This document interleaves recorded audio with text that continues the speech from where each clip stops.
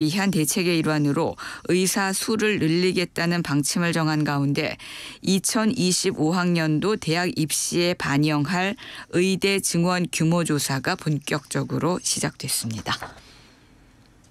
오늘은 전국이 대체로 흐린 가운데 중부지방과 전북 지역은 오후부터 비가 내린 뒤 밤에 대부분 그치겠습니다. 밤에는 전남과 경북 내륙, 제주도에 가끔 비가 오겠습니다. 비가 오는 동안 돌풍이 불거나 벼락이 치고 일부 지역에는 우박이 떨어지는 곳도 있겠습니다. 밤에는 서해안 지역에서 바람이 점차 강하게 불겠습니다. 내일은 전국 대부분 지역에 가끔 구름이 많이 끼겠지만 동해안 지역은 흐리겠습니다. KBS 제1라디오 5시 뉴스 아나운서 태희경입니다. KBS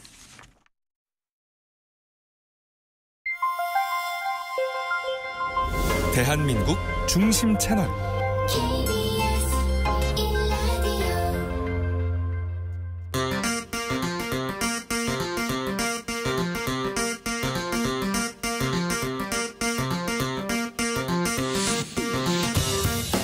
주진우 라이브.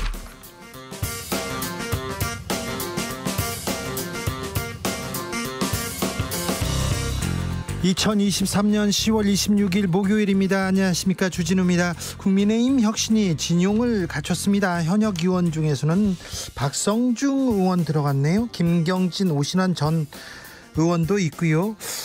혁신의 적임자인지 의문부호가 뒤따릅니다. 혁신위원장을 지낸 바 있는 홍준표 대구시장은 모양 갖추기만으로는 망신위원회가 될 수 있다, 이렇게 충고했는데요. 새로 꾸려진 혁신이 배준영 국민의힘 의원에게 들여다봅니다. 유명인들의 마약 사건 줄줄이 나옵니다. 예전 사건인 것 같은데요, 왜 지금 계속될까요? 대학가에서는 마약 광고도 뿌려졌다면서요. 마약 범죄 경각심 흐트러진 것인지 마약 사건을 다루는 언론 때문에 모방 범죄 더 늘었다는 지적도 있습니다. 자, 일상으로 파고든 마약 사건의 지평선에서 처방 내려봅니다. 지난 7월 실종자 수색에 나섰다가 숨진 해병대 최상병 부대 동료가 임성근 해병대 사단장을 공수처에 고소했습니다. 저녁 하루 만인데요. 어떤 상황인지 군인권센터 연결해서 자세히 들어보겠습니다. 나비처럼 날아 벌처럼 쏜다. 여기는 주진우 라이브입니다. 오늘도 자중차에 겸손하고 진정성 있게 여러분과 함께 하겠습니다. 요즘이요, 지나가다가 사람들을 보면요, 다 스마트폰 보고 있습니다. 자, 식당에서 밥 먹을 때 보고 있고요. 버스에서, 지하철에서는 그렇습니다. 뭐 그렇다고 봐요. 근데 심지어 걸으면서, 길가 걸으면서 계속 휴대전화, 음악 듣고요. 이런 분들이 있는데, 길 갈 때는 조심하셔야 됩니다. 그런데 요즘은 어른들이나 아이들이나 휴대전화 중독이 너무 심각한 것 같아요.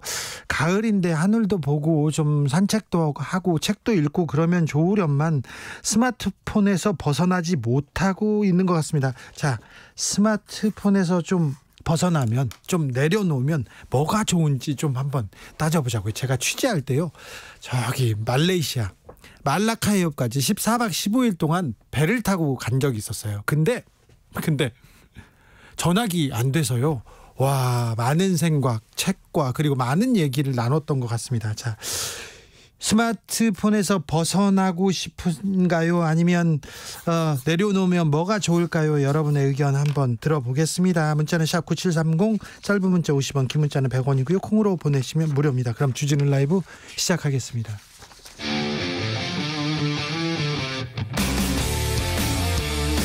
탐사보도 외길 인생 20년. 주 기자가 제일 싫어하는 것은?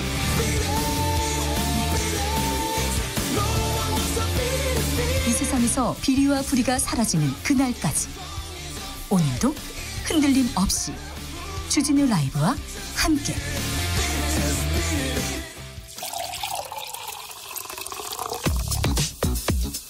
진짜 중요한 뉴스만 쭉 뽑아냈습니다. 주스 정상근 기자 어서 오세요. 안녕하십니까. 충남 공주에서 지진이 있었습니다. 네, 충남 공주시 남남서쪽 12km 지역에서 어젯밤 9시 46분쯤 규모 3.4의 지진이 발생했습니다. 이 지진으로 흔들림의 정도를 뜻하는 계기 진도가 충남에서 5까지 나왔는데요. 거의 모든 사람이 진동을 느끼고 그릇과 창문 등이 깨지기도 하는 수준입니다. 지진이 올해 좀 잦은 편입니다. 잦은 편인데 큰 피해는 없으나 이거는 무슨 신호일까요? 좀 탐구해 보도록 하겠습니다. 윤석열 대통령 오늘 귀국했습니다. 그리고 바로 박정희 전 대통령 추도식에 참석했습니다. 네, 윤석열 대통령은 오늘 국립 서울현충원에서 진행된 박정희 전 대통령 서거 44주기 추도식에 참석했습니다. 박정희 전 대통령의 추도식에 현직 대통령이 참석한 것은 이번이 처음입니다. 네, 박근혜 전 대통령도 만났던데요. 이 부분 잠시 후에 자세히 좀 분석해 봅니다. 이태원 참사 1주년 다가옵니다. 그런데 대통령실에서 시민 추모제에는 참석하지 않겠다고 합니다. 네, 앞서 이태원 참사 유족들과 시민대책회의는 용산 대통령실 앞에서 기자회견을 열고 윤석열 대통령을 시민 추모대회에 초대한다라고 밝혔는데요.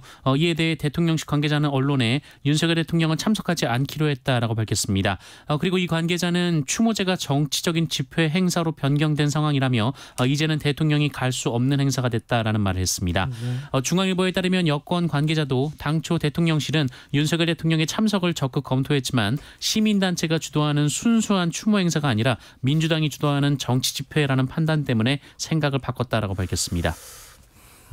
추모인데 이태원 참사 추모 행사인데 정치 집회가 돼버려서 대통령은 참석 안 한다 이렇게 얘기합니다.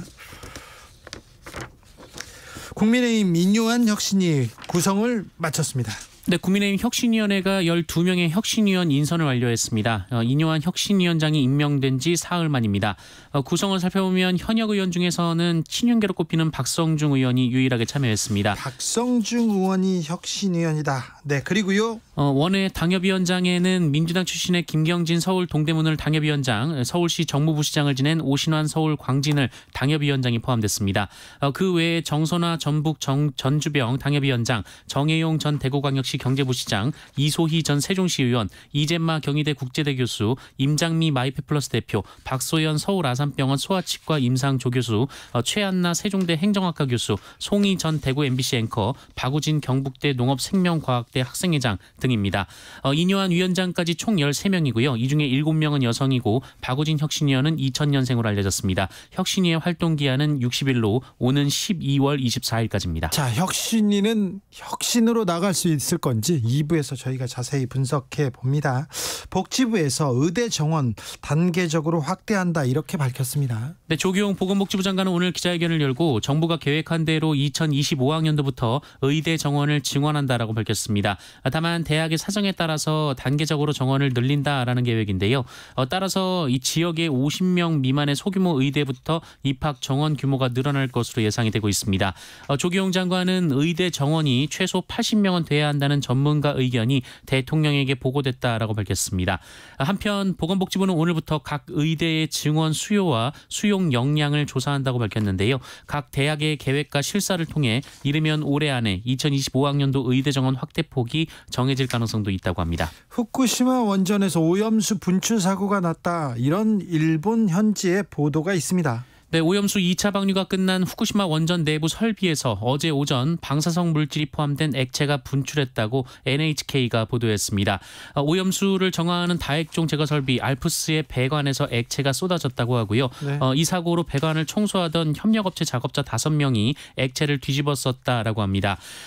그런데 2명이 이 신체 표면의 방사선량이 일정 기준 이하로 떨어지지 않으면서 피폭이 된 것으로 전해졌습니다. 네.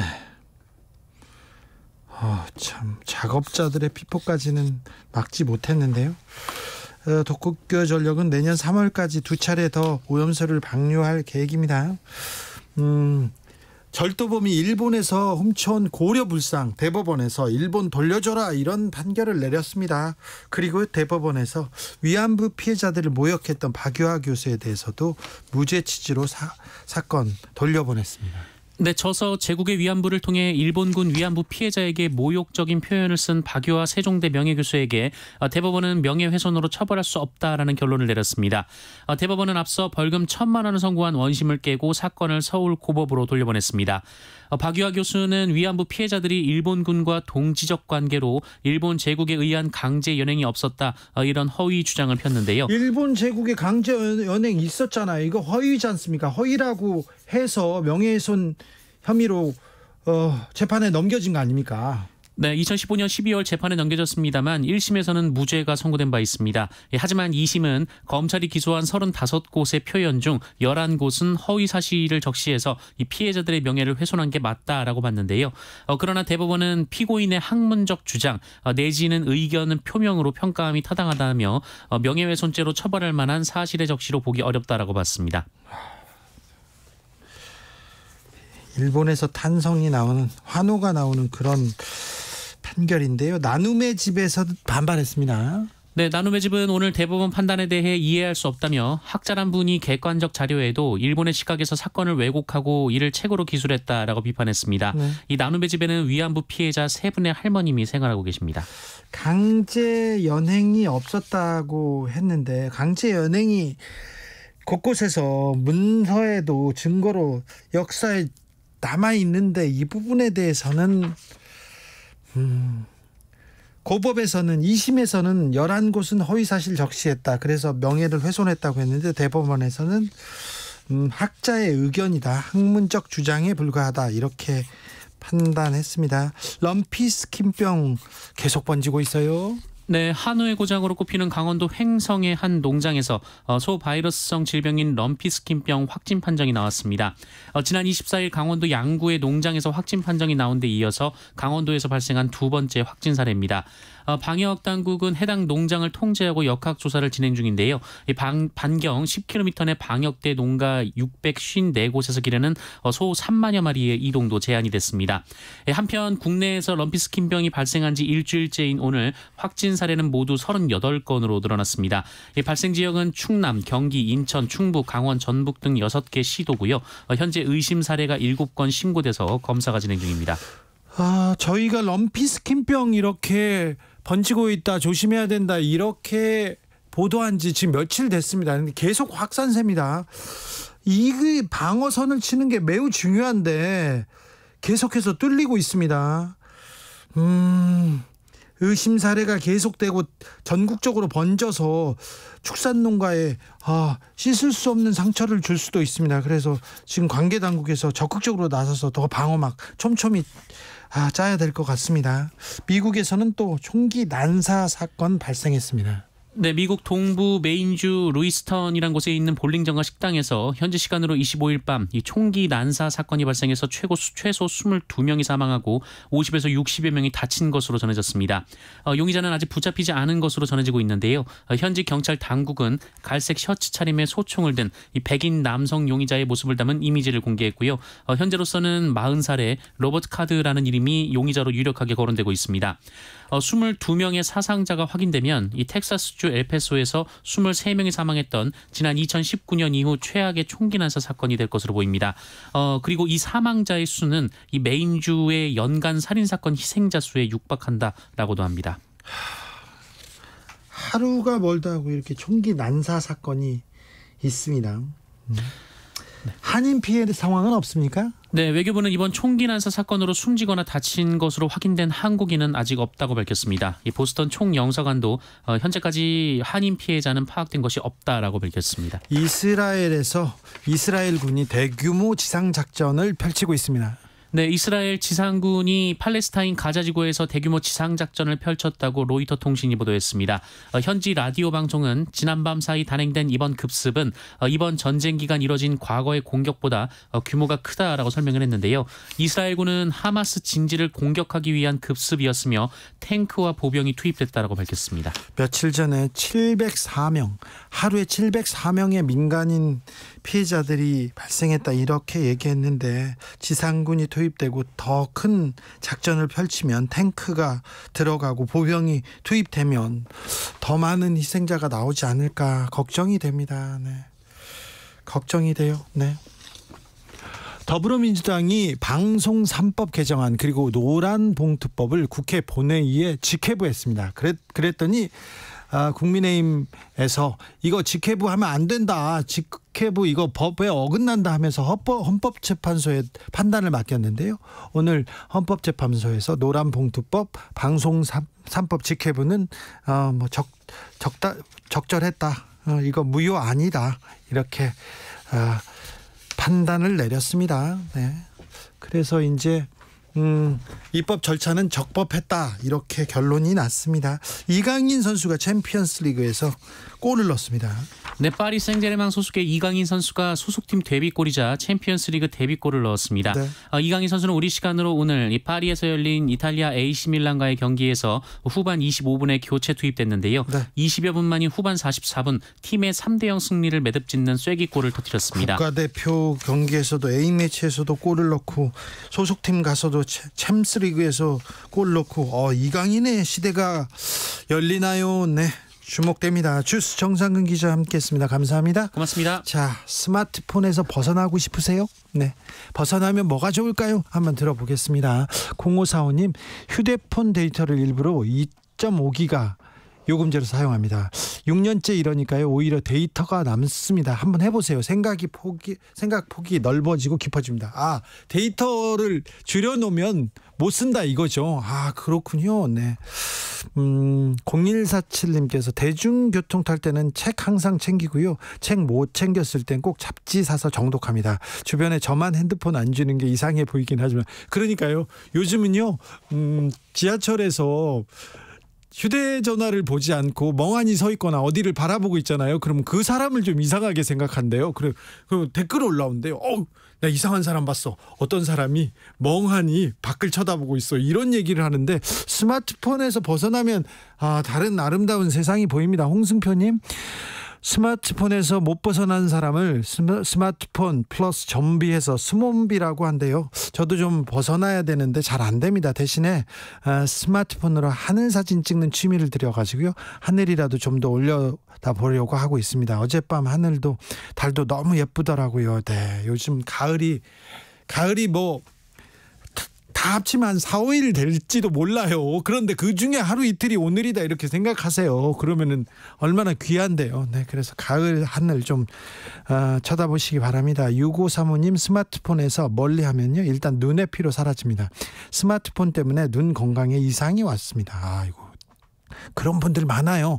안과 의사 형이요, 이런 사람 많이 온대요. 그리고 나이 드신 분들도 요즘 눈이 빨리 나빠져가지고 수술 많이 하신대요. 그래서 자기는 좋은데, 스마트폰 때문에 자기는 좋은데, 스마트폰이 그러니까 눈의 탕후루 같은 거예요. 계속해서 지금 굉장히 큰 악영향을 미치고 있습니다. 눈에는요. 네. 1060님, 스마트폰 내려놓으면 통신료가 붙습니다.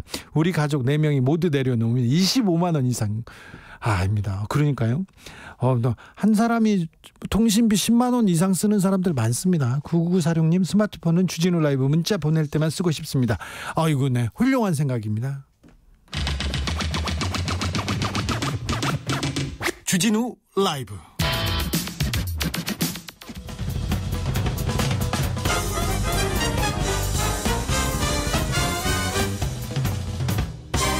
훅 인터뷰. 모두를 위한, 모두를 향한 모두의 궁금증 훅 인터뷰. 지난 7월 경북 예천 집중호우 때 실종자 수색 과정에서 최아무개 상병이 급류에 휩쓸렸다 숨졌습니다.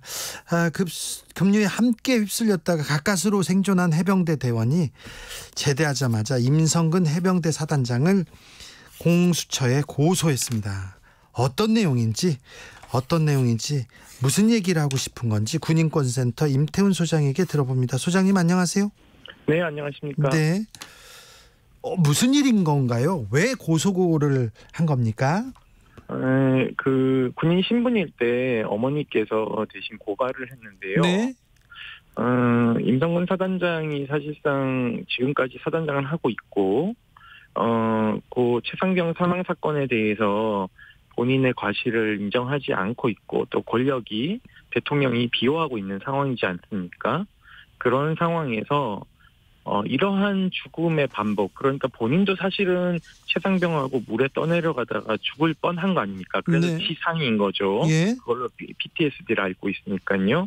그래서 이러한 악순환의 연결고리를 본인이 끊지 않으면 죽은 최상병 수군이한테도 결국은 잘못하는 것이고, 네. 그리고 본인도 그러한 임성근 사단장의 행위에 가담하는 것이라고 판단하기 때문에 네.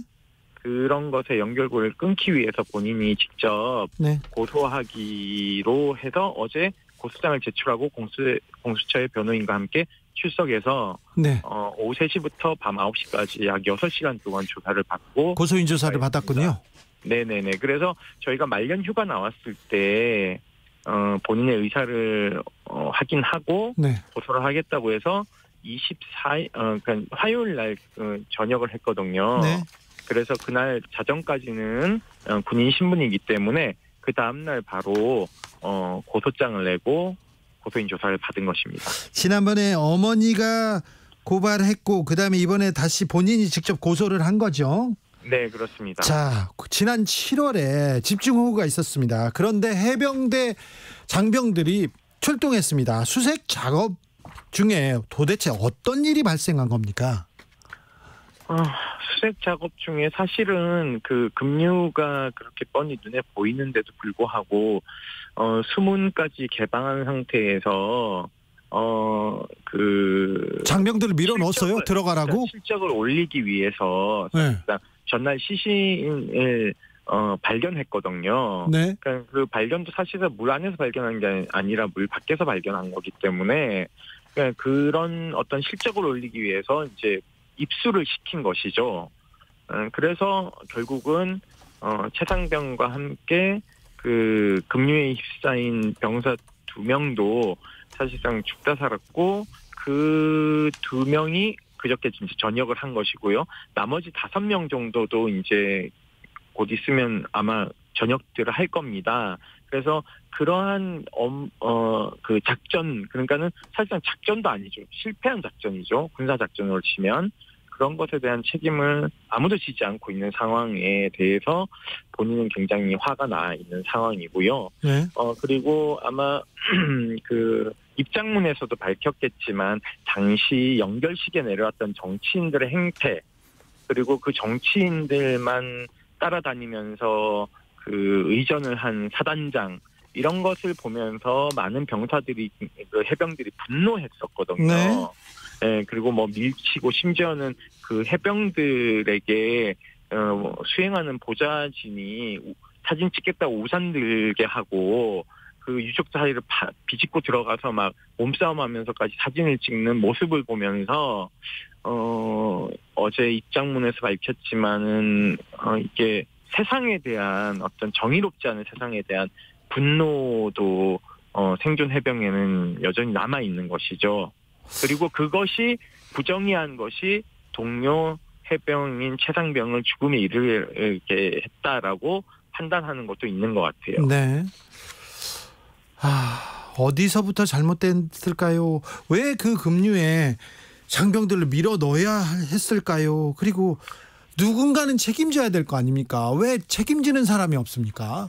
그러니까 사단장이 책임지면 되고요. 그분이 본인이 책임지겠다고 하지 않았나요? 근데 문제는 그 사람을 비호하면서부터 꼬이기 시작하지 않습니까? 예? 박정훈 그러니까 단장이 수사 단장으로서 적법 절차에 따라서 2차반 서류를 국방부 검찰단에 무단으로 탈취해 오다시피 하고요. 그리고 그것을 수사 기록을 뻔히 경북 경찰청장은 뻔히 그냥 내줍니다. 그거 불법이거든요. 그러니까 경찰도 범죄 행위에 가담하고 증거를 바꾸기 위해서 네. 사단장을 비호하면서 사령관, 국방부 장관이 자기가 결재한 사인을 다 뒤집어 엎었고요. 그리고 그 윗선인 대통령실의 안보실이 개입했다는 정황들이 속속 국회 국방위를 통해서 나오고 있지 않습니까? 네. 그리고 대통령이 진노했다. 수석 비서관 회의, 안보실 회의 때 이런 것들이 결국은 권력형 비리가 되어버린 상황인 거죠.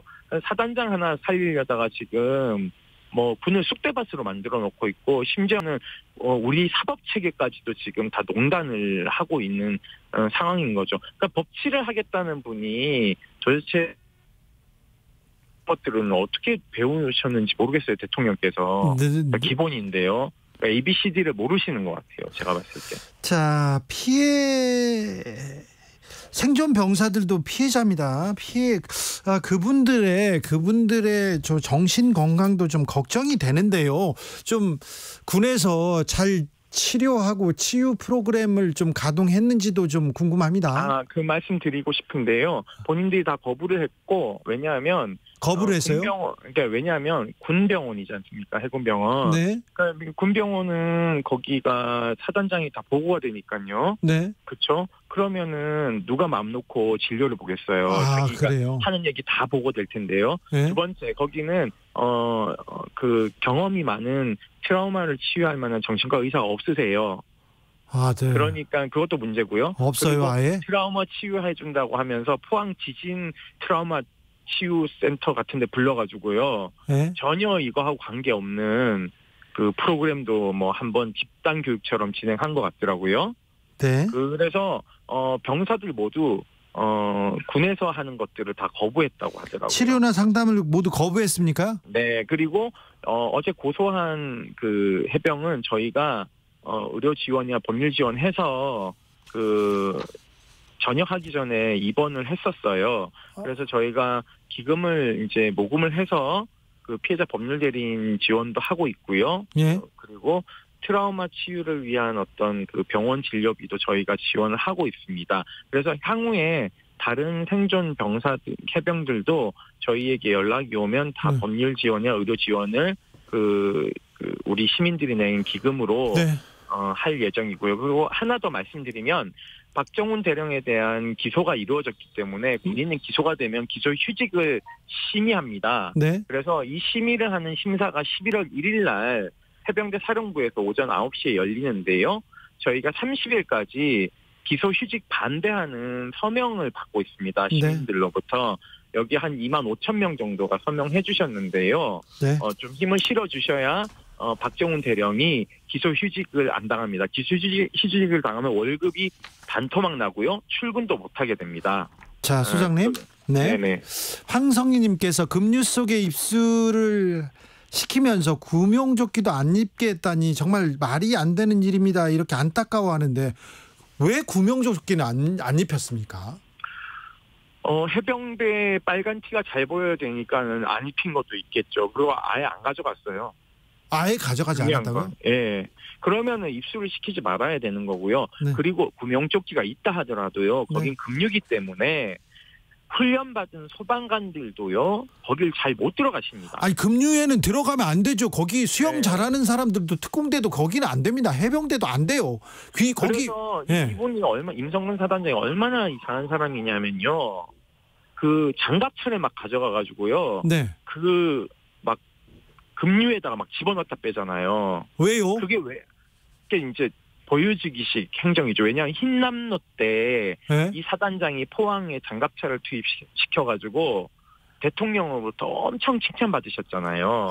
그래요? 예, 왜냐하면 흰남노 때 서울에 있는 반지하방들이 다 침수돼가지고 사망자들이 엄청 많이 발생해서 국민 여론이 되게 안 좋을 때 이렇게 해가지고는 국민 여론을 좀 이렇게 지지를 받았거든요. 그래요? 그런 일이 있었구나. 이것 때문에 장갑차를 거기 끌고 들어가서 5분도 기동 못하고 다시 나옵니다. 예. 거기는 유속이 되게 빠른 거기 때문에 포항 시내하고 다르죠. 포항 시내가 물에 잠긴 상황이라 내성천에서 급류가 내려가는 거는 상황이 다르거든요. 그런데 그냥 또 장갑차를 끌고 갔어요? 네, 그러니까 보여주기식인 거죠. 그러니까는 빨간 티 잘 보여야 된다.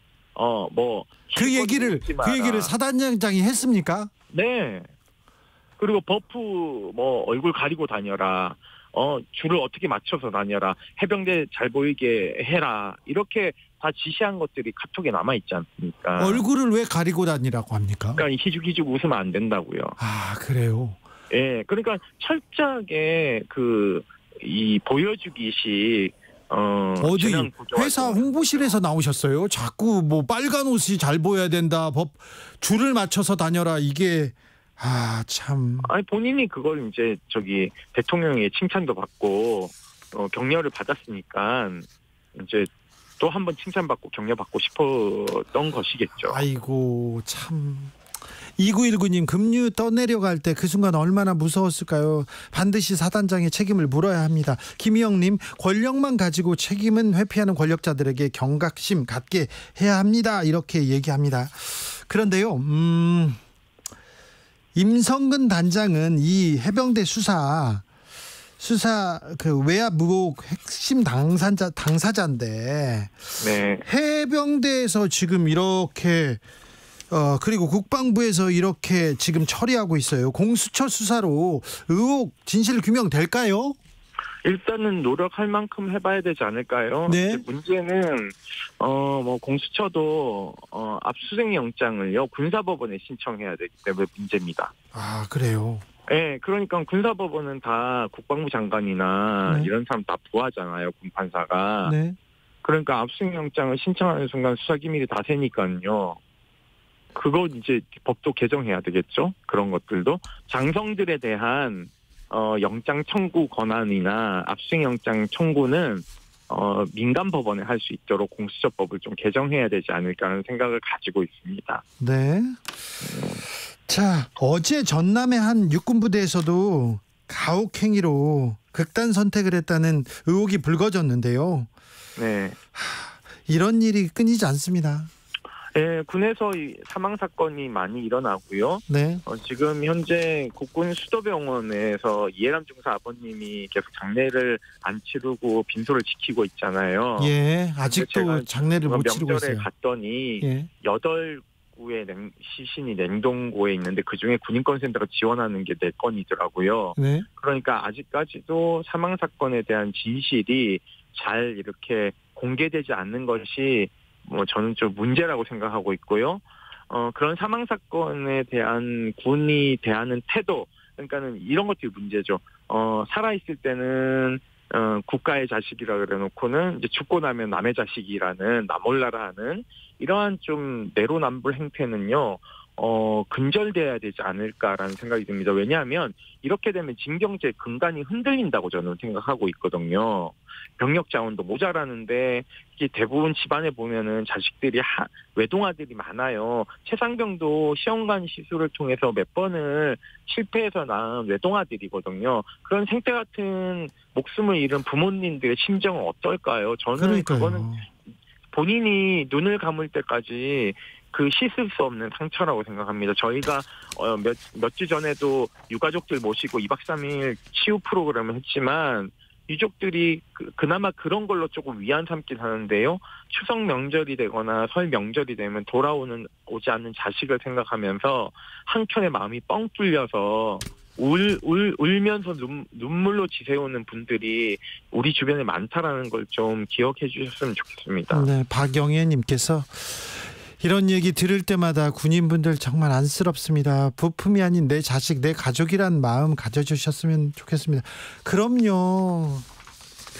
내 자식이라는 생각을 하고 판단을 해야 되는데 그랬다면 급류에 구명조끼도 입지 않고 그렇게 밀어 넣었을까요? 사진 잘 찍어야 된다고 장갑차 그렇게 밀어 넣었을까요? 군이 보여주는 지금 최근의 행태는 그러면서 흉상 이전 얘기만 하고 있고요. 보여주는 행태는 대단히 지금 유감스럽습니다. 지금 문제는요. 그 대통령의 밑에 있던 분들이 2차장 같은 경우에는 지금 출마 준비하러 경북 영주에 가 계세요. 그 책임져야 될 사람이. 그리고 국방부 장관은 지금 빼돌려가지고는 퇴임시키고 이제 신원식 그 의원을 국방부 장관 시켜놨지 않습니까? 네. 차관도 바꿨고요. 그러니까 이 사건에 다 외압의 의혹이 있는 분들을 다 하나둘 지금 다 정리하고 있는 상황이에요. 누군 또 출마를 준비를 하고 있고요. 그러니까 이런 사람들이 권력을 잡으면요, 사람들 자꾸 죽어나갑니다. 저는 이런 것들이 근절돼야 된다고 생각하고 있고요. 네. 정의는 좀 바로 세워야 되지 않을까 생각을 하고 있습니다. 말씀 감사합니다. 군인권센터 임태훈 소장이었습니다. 감사합니다. 네, 고맙습니다. 교통정보센터 다녀오겠습니다. 공인혜 씨. 네, 이 시각 교통정보입니다. 퇴근길을 앞두고 수도권 교통량이 빠르게 늘고 있습니다. 여기에 사고로 더 어려워진 곳들이 있는데요. 먼저 수도권 제1순환선 판교에서 일산 쪽으로 판교 분기점과 안양터널, 조남 일대로 더디다가 중동 부근 갓길에선 아직 화물차 사고 정리하고 있습니다. 안현 분기점부터 여파를 크게 받고요. 반대 일산에서 판교 쪽으론 자유로부터 송내까지 내내 정체입니다. 서해안고속도로 서울 쪽은 서해대교 부근과 서평택 부근부터 팔탄 분기점까지 모두 30km 가까이 막혀 있는데요. 이 사이 바람 부근 갓길엔 고장난 화물차가 서 있어서 어려움을 더하고요. 비봉에서 용담터널 일찍부터 금천까지도 차가 많습니다. 또 중부 내륙고속도로 창원 쪽 낙동 분기점에서 상주터널 사이 꽉 막힌 정체도 사고의 영향이 남아섭니다. 끝으로 서울 시내 올림픽대로 일산 방향 동호대교 지난 3차로에서 추돌 사고 처리 중이니까요. 살펴 지나시기 바랍니다. KBS 교통정보센터였습니다.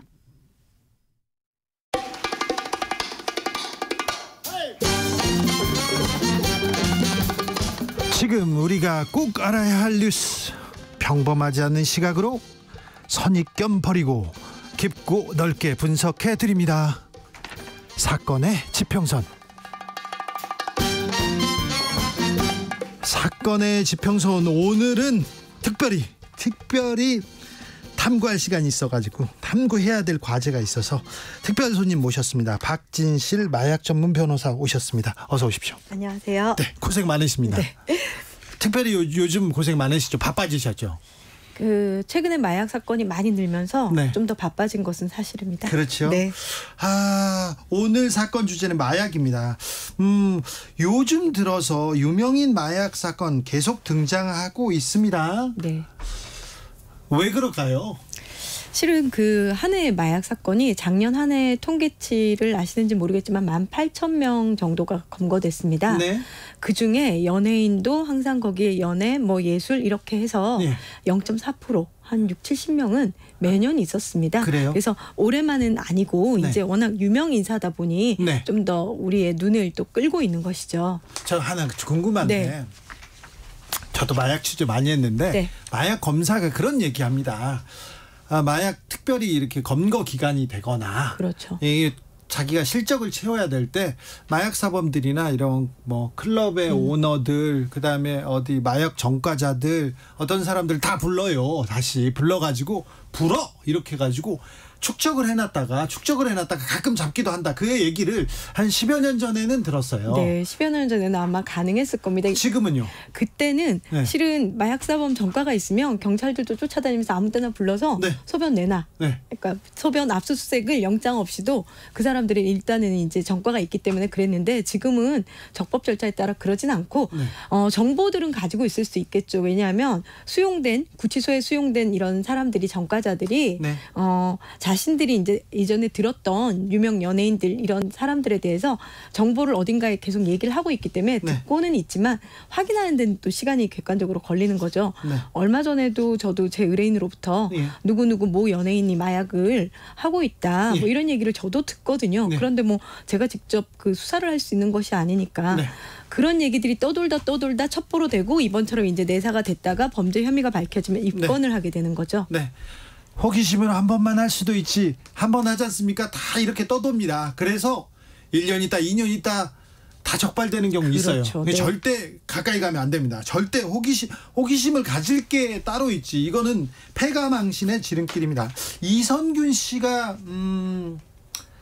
입건됐죠? 네, 그렇습니다. 지드래곤도 입건됐습니까? 네, 그렇다고 다른 건입니까? 오늘 근데 이제 다른 건이라고 하는데 결국은 이제 강남 유흥업소 그 실장이라는 사람을 진술을 통해서 아마 예. 관련이 있다라고는 지금 나오고 있습니다. 근데 진술만 가지고 그렇게 이렇게 혐의를 수사에 직접 나서거나 그러진 않잖아요. 그렇죠. 네. 실제로 지금 구속된 강남 용업소 실장이라는 사람은 네. 마약 범죄로 인해서 구속이 돼 있는데요. 네. 아마 그 사람 핸드폰에서 요즘에 이제 모든 내용들이 핸드폰에 다 들어가 있잖아요. 그렇죠. 그래서 네. 본인이 체포가 되거나 이렇게 된다는 걸 아하. 예상하지 못하기 때문에 네. 다 지우지 못하고 문자 메시지들을 그러면 거기서 고스란히 모든 대화들이 남아 있을 수도 있고 네. 그러다 이러다 보니까 범죄를 특정할 수 있는 그런 근거들이 있어서 수사기관에서도 입건을 하게 된 것으로 보입니다. 네. 이 유명인들 이 마약 사건에 연루되면 엄청나게 많은 것을 잃게 되는데 왜 계속 이렇게 손을 댈까요? 왜 반복될까요? 어떻게 생각하세요, 변호사님은? 실제로 이렇게 우리가 고소득층 또는 이런 유명 연예인 이런 분들은 주변의 사람들이 특히나 마약 판매자들한테는 굉장히 좋은 먹잇감입니다. 맞아요. 네. 그런 사람들은요. 두고두고 당할 수 있어요. 네. 그렇죠. 예를 들면 그 사람들은 사회적으로 잃을 게 많기 때문에 네. 한 번 마약을 권했다가 중독을 시키면 네. 중독에 빠뜨리면 끊임없이 돈이 나올 수 있는 그렇죠. 그런 대상이거든요. 네. 그렇기 때문에 누군가가 연예인을 알았다. 마약 판매상이 네. 피곤하지 또는 뭐 어떤 성적 관계할 때 좋다. 뭐 이런 식으로 유혹을 하는 겁니다. 특히 네. 여자들에 대해서는 뭐 다이어트에 도움이 된다. 이런 식으로 마약인지 모르고 처음 경험했다가 그냥 주기도 그렇죠. 한다면서요. 예. 네. 일단은 고객이 되면 그 다음부터는 관계가 바뀌는 거죠. 네. 매달리게 되는 거죠. 네. 네. 그러다가 협박당하기도 합니다. 이선규 씨는 협박당했습니까? 지금 나와 있는 것은 마약과 관련해서 협박이라고 하는데 네. 구체적인 내용은 지금 등장하지 않아서 나와 있지를 않아서 뭐라고 말하기는 어렵습니다. 네. 다만 마약을 했다는 것에 대해서 뭐 외부에 언론에 알려진다면 이런 연예인들은 굉장히 그 충격이 큰 거고 피해가 엄청나기 때문에 뭐 그것 때문에 돈을 준 것인지는 정확하게 모르겠으나 네. 지금 관련은 있다라고 하고 있습니다. 알겠습니다. 유명인뿐만 아니라 요즘 일반인들도 마약에 손을 대는 사람들이 좀 많이 늘은 것 같아요. 늘었어요, 확실히. 네, 실제로 지금 제가 현장에서 만나는 저 의뢰인들을 본다면 네.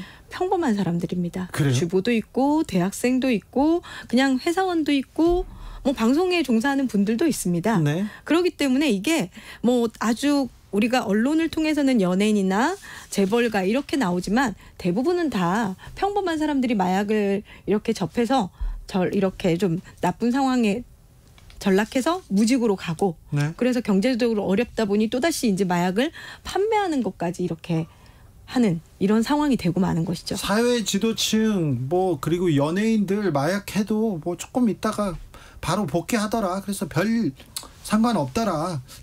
경각심이 떨어져서 또 이렇게 일반인들이 손을 대는 경우도 좀 있는 것 같아요. 일반인들이 볼 때는 구속도 되지 않고 예. 또 집행유예로 또 이렇게 나오고 하니 뭐 마약을 해도 크게 문제 없나 보다. 그리고 또 뭐 시간이 지나면 또 언론을 또 통해서 나오고 네. 이러니까 경각심이 좀 많이 떨어진 건 사실이죠. 그런데 그렇죠. 예. 네. 그런데 이게 마약은 생각보다 굉장히 심각한 피해를 줍니다. 네. 특히나 청소년들이 마약을 모르고 했을 때 예를 들면 요즘에 좀 등장하고 있는 그 펜타닐이나 다이어트약 펜터민 이런 것들을 병원 가서 처방받아서 본인이 불법적으로 유통시켰을 때 마약 사범이 된다면 본인의 미래는 본인의 그리는 모습과 달라져요. 해외 유학도 못 가고 실제로 제 의뢰인도 마약 전과가 기소유예만 받더라도 네. 업무상 대기업 임원인데 출장을 가려고 그래도 미국에 비자가 나오지 않거든요. 맞습니다. 피해가 굉장히 큽니다. 네. 외국에도 못 갈 수도 있고요. 그리고요. 처벌이 약하지 않아요. 그렇죠. 네. 일반인들이 잘못 알고 있습니다. 네. 실제로 처벌이 집행유예가 처벌이 아니라는 생각을 좀 하는데 네. 기간을 줘서 한번 이때까지 기간을 잘 넘기면 징역을 살지 않겠다는 거지 그 기간을 대부분 못 넘깁니다. 그 또 전과가 있잖아요. 그러면 미국뿐만 아니라 다른 나라에서도 입국 금지될 수도 있고요. 그리고 두고두고 따라다닙니다. 그리고요. 실형 사는 경우 많아요. 그렇죠. 네. 실제로 지금 최근에 굉장히 우리나라가 마약 처벌이 약하다라고 하지만 공급사범들에 대해서는 여전히 실형을 주고 있습니다. 네. 투약사범은 초범이고 사안이 경미할 때 한 번에 한해서 선처를 해서 집행유예를 주겠다는 것이지 그게 전혀 우리가 약하다라고는 볼 수 없는 것이죠. 그래요. 자, 마약 사건을 다루는 언론의 태도도 좀 문제가 있는 것 같아요. 네. 연예인일 경우는 두고두고 뭐 내사다 첩보다 계속 얘기하다가 입건됐다 수사한다 이제 소환한다 안 한다 그러면서 기사가 계속 나올 거 아닙니까? 그리고 또 너무 지나치게 흥미 위주로 가서 모방범죄도 좀 부추기는 거 아니냐 이런 생각도 듭니다. 실제로 저도 이렇게 마약 사건을 이렇게 보면 너무 자극적으로 이렇게 묘사하는 면들이 많아서 네. 제 의뢰인이 어느 날 그러더라고요. 이번에도 마약을 재범을 하게 됐는데 왜 했냐. 마약을 안 하고 싶어서 참고 있는데 영화 독전을 봤답니다. 아이고. 그 독전이 마약으로 이제 형성 뭐 마약 얘기인데 그걸 보니까 갈망이 막 올라오더라는 거죠. 그래요? 네. 그래서 자신도 모르게 이제 텔레그램으로 마약을 구해서 또다시 하게 되는 이게 굉장히 자극적인 요즘 대부분의 드라마, 영화 뭐 이런 것의 소재가 마약이 빠지질 않습니다. 예. 심각성을 알려주는 것까지는 좋은데 그게 이제 너무 자극적으로 묘사되다 보니까 마약을 모르는 사람들한테는 호기심이 되고 그래서 그 호기심으로 우리도 한번 해볼까? 어떤 느낌이길래 저러지? 뭐 이렇게 되고 마약을 경험한 사람들은 또다시 갈망을 일으키는 그렇기 때문에 언론에서 좀 마약을 다룰 때는 조금 신중하게 접근할 필요가 있어 보입니다. 한번 이렇게 손댄 사람들은요 재범 확률이 너무 높아요. 너무 치명적이에요. 그러니까 아예 근처에 가지 말아야 됩니다. 네. 아이고 이걸 어떻게 막아야지 왜 이렇게 많을까. 근데요 이거 궁금해요. 정말 네. 궁금해요. 네. 그 마약 전담 검사가 저한테도 얘기했는데 어떤 연예인 있잖아. 그 친구는 이렇게 부르면 그 사람 부르면은 자기하고 같이 했다고 공범을 10명을 분대요. 그리고 10명은 자기하고 관계는 없는데 미운 사람 10명을 분대요. 그렇게 이렇게 실토하면 누구 불면 봐줄게 이런 지금 수사가 지금도 지금 관행처럼 이어져 가고 있습니까? 누구 불면 봐줄게 이거는 실은 마약 사건은 아시다시피 은밀하게 이루어지기 때문에 암수 범죄입니다. 수사기관에서 이렇게 제대로 인지하지 못하는 경우가 많아서 누군가 한 사람을 잡고 나면 이 사람이 계속해서 누군가를 같이 했을 것이고 누구한테 받았을 샀을 것이고 누구한테 줬을 겁니다. 이 사람의 진술에 의해서 수사가 이어져 가야 되고 수사기관의 최종 목표는 제일 위에 있는 판매 총책 이런 사람들을 잡는 게 목적이기 때문에 이렇게 총책들이 판매 총책들이 없어져야 마약이 좀 분절될 수 있는 것이잖아요. 그렇기 때문에 수사 협조해라. 불가피하네요. 네, 그래서 마약 사건에서 양형 기준표에서 가장 중요한 요소가 적극적인 수사 협조입니다. 그러면 적극적인 수사 협조를 한다면 일단은 뭐 신병에 있어서도 좀 도움이 되죠. 구속할 것도 불구속으로 때로는 해주기도 하고 또 법원 단계에서도 이게 수사기관에서 이렇게 협조했다 그러면 형량을 좀 감형받는데 영향을 미칠 수도 있는 것이죠. 최근에 대학가에 그냥 캠퍼스에 마약 광고가 뿌려졌다 이 뉴스는 굉장히 충격이었어요. 그런데 이 지금 검거됐습니다. 이 사람이 액상대마를 이렇게 판다. 한 번만 해도 굉장히 기분이 좋다. 뭐 이런 식으로 굉장히 호기심을 자극하는 마약 광고를 한다고요? 그렇죠. 그래서 지금 아마 이 사람은 돈이 없어서 얘기로는 내가 이렇게 사기를 치려고 했다. 이 사람들이 구입하겠다고 연락 오면 돈만 받고 나는 줄 마약이 없었다 이런 취지인데 마약 전과도 있었다고 합니다. 네, 그렇다면 충분히 마약을 판매할 의도가 있었다고 보고 저는 이 부분이 좀 지금 집에서 발견된 액상 부분이 국과수에 맡겨졌는데 그게 정말 액상 담배인지 액상 대마인지 확인한 다음에 충분히 광고로 인해서도 지금은 마약 광고 자체만으로도 처벌을 받게 돼 있거든요. 네, 그렇기 때문에 이런 것들은 지금 이게 처음이긴 하지만 정말 엄벌해서 이 대학생들이 이런 광고를 보면 호기심이 생기지 않겠어요? 그럴 수도 있죠. 예. 충분히 호기심이 생기고 또 이제 영어로 광고를 했다는 거는 외국인들은 일부 국가 합법화된 국가에서 대마를 이렇게 할 수 있으니까 한국도 그런가 하고 잘못 생각을 해서 마약을 또 구입해서 사용할 수 있게 되는 계기가 될 수도 있는 거죠. 그래서 진짜로 이거는 저희가 조금 이 부분에 대해서는 수사가 철저히 좀 이루어져야 되고 다시는 이런 일이 또 없도록 해야 되겠죠. 마약 광고 아니야 사기였어 이렇게 거짓말한 거였어 이거 엄벌 받습니다. 그리고 장난으로라도 이런 거 하지 않습니까? 실제로 사기를 많이 당합니다. 그래요? 예. 근데 신고를 못 하죠. 마약 살려고 했는데 사기 당했다고 신고를 하면 처벌받잖아요. 그걸 이용한 거죠. 장난으로 하다가도 구속될 수 있습니다. 한 번이라도 이거 이렇게 호기심 절대 구속될 수 있습니다. 그런데요 최근에는요 다이어트 약이다. 이게 피로회복제다. 이런 식으로 조금 다가오는 것 같아요. 변호사님 현장에서 보면 어떻습니까? 실제로 다이어트 약을 많이 합니다. 이렇게 마약 대용으로도 할 수 있고요. 예를 들면 이게 향정신성 의약품이거든요. 네. 다이어트 우리가 지금 언론에 굉장히 많이 얘기되고 있는 게 나비약, 펜터민이라는 성분인데 그게 이제 향정신성 의약품인데 이걸 몰라요.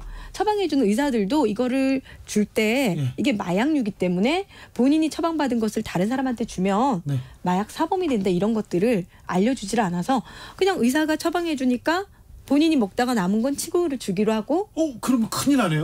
마찬가지로 마약을 준 겁니까? 그렇죠. 그리고 우리가 지금 수면제 졸피뎀 같은 경우도 병원 가서 이렇게 혹여나 처방을 받게 되면 수면제를 처방받게 되면 이게 나만 먹어야 되는데 친구가 잠 못 자니까 수면제를 주잖아요. 줄 수 있는 거 이것도 마약 사범입니다. 왜냐하면 처방받은 취급자만 취급해야지 취급자가 아닌 사람이 취급하면 불법입니다. 근데 이런 것들을 대부분은 모르세요.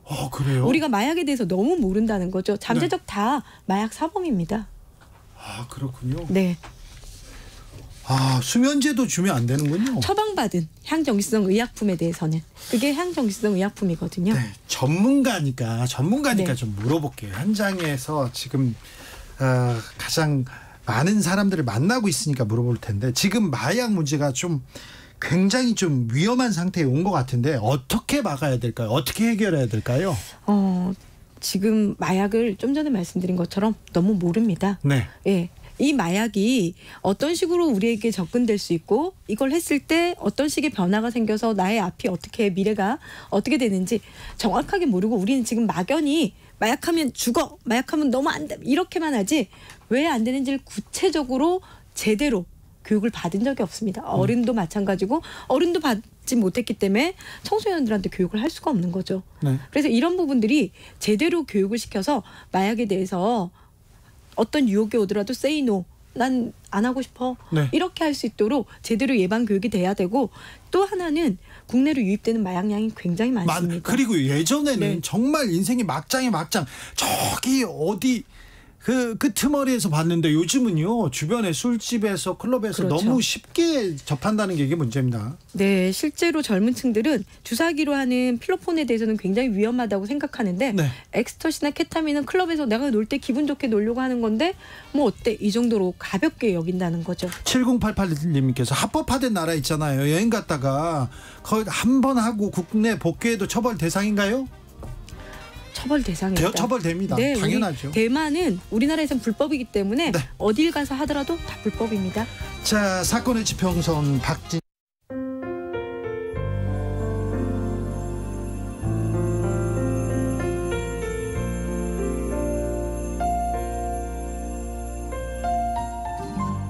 KBS 라디오 연중기획 희망충전 대한민국 557번째 이야기. 안녕하세요. 아나운서 이현주입니다. 15살 미니의 꿈은 국가대표 역도 선수입니다. 전국대회 은메달을 수상할 만큼 미래가 기대되는 유망주인데요. 그런데 얼마 전 미니가 연습 도중 큰 부상을 당했습니다. 검사 결과 오른쪽 어깨 전방 와순 파열로 수술이 시급한데요. 하지만 아빠와 단둘이 어렵게 사는 미니는 아직도 수술을 받지 못하고 있습니다. 이혼 당시 엄마가 남기고 간 큰 빚을 떠안게 되며 힘겨운 나날을 보내고 있는 두 사람. 아빠는 지역의 체육 기간제 강사로 일하고 있지만 월급의 절반 이상이 빚 상환으로 빠져나가 수술비 마련도 어려운 상황. 미니가 시련을 딛고 다시 한번 큰 꿈을 들어올릴 수 있도록 여러분이 격려와 응원을 보내주세요. 여러분의 따뜻한 손길이 희망의 빛이 됩니다. ARS 060-700-1580 060-700-1580 한 통화 3,000원으로 희망을 선물해 주세요. KBS 라디오 연중기획 희망충전 대한민국은 초록우산 어린이재단, 인탑스 주식회사, 그리고 청취자 여러분과 함께합니다. ARS 060-700-1580 한 통화 3,000원입니다.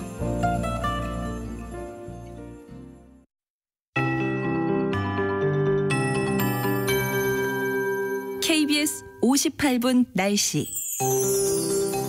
현재 주로 강원과 충청권, 경기 일부에 비가 내리고 있는데요. 오늘 퇴근 시간 무렵 그 밖에 수도권으로 비가 확대돼서 중부지방 중심으로 비가 내리는 곳이 있겠고요. 이 비는 수도권과 강원, 영서, 충청과 전라, 경북 서부, 내륙, 또 제주를 중심으로 오늘 밤까지 가끔 이어지겠습니다. 강원, 영서와 충북 북부, 제주는 내일 새벽까지도 오는 곳이 있겠습니다. 오늘 밤부터 내일 낮 사이에는 강원, 영동에 또 비가 예보돼 있는데요. 내일까지 강원 영동은 길게 비가 이어지고 경북권도 내일 오전부터 낮까지 가끔 비가 오겠습니다. 내일 낮에도 경기 동부나 강원 영서는 빗방울이 좀 떨어질 수 있겠고요.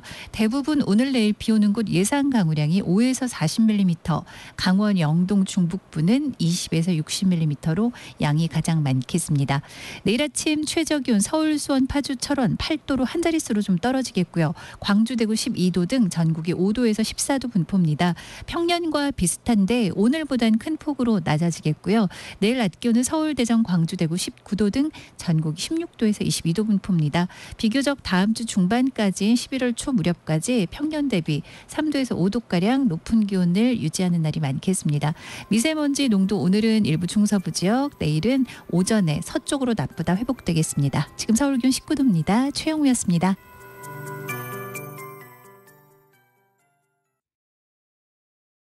정성을 다하는 국민의 방송 KBS가 6시를 알려드립니다. AM 711kHz, FM 97.3MHz, KBS 1라디오입니다. HLKA.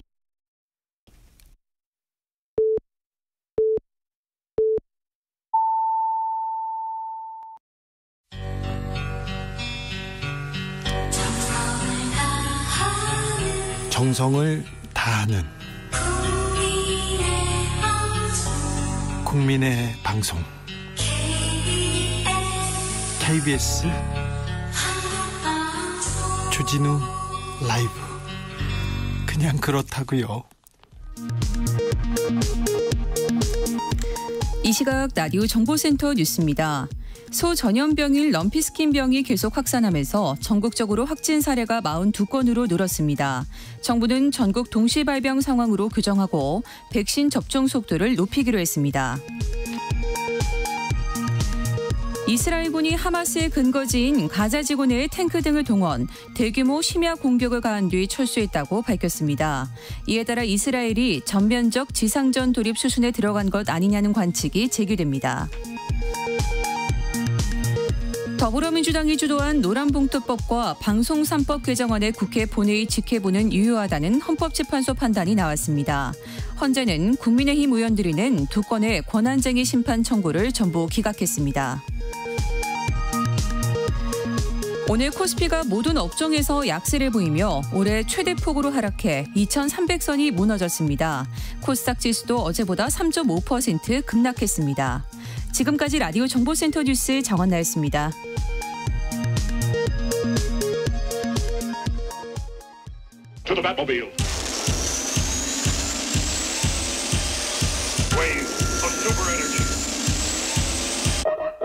주기자의 1분. 10월 26일 오늘은 안중근 의사가 중국 하얼빈역에서 이토 히로부미를 사살한 날입니다. 김재규 중앙정보부장이 궁정동 안가에서 박정희 전 대통령을 사살한 날이기도 합니다.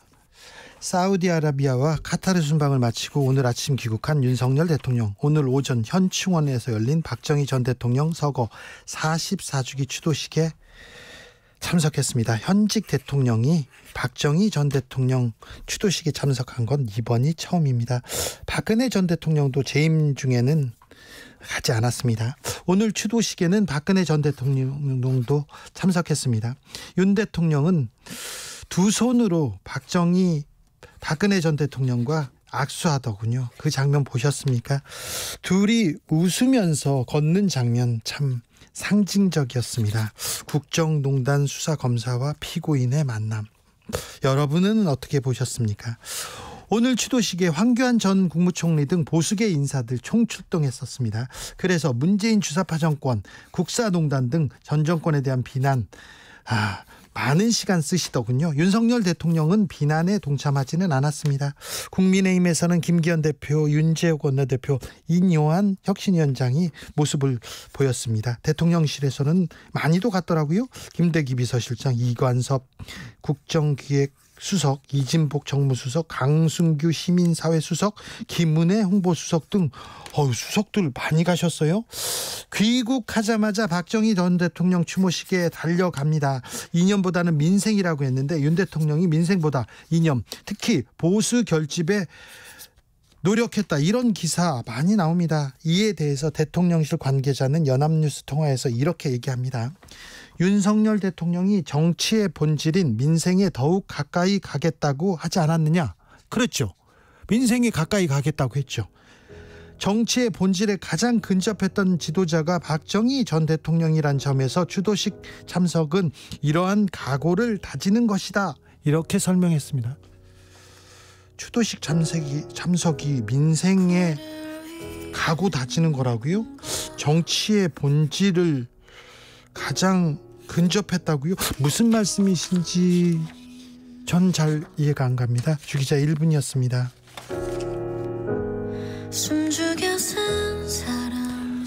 아이유 Love Poem. 낮게 들리는 듯해 너에게로 선명히 날아가 늦지 않게 자리에 닿기를. I'll be there 홀로 걷는 너의 뒤에 singing till the end. 그치지 않을 이 노래 아주 잠시만 귀 기울여봐. 유난히 긴 밤을 걷는 널 위해 부를게.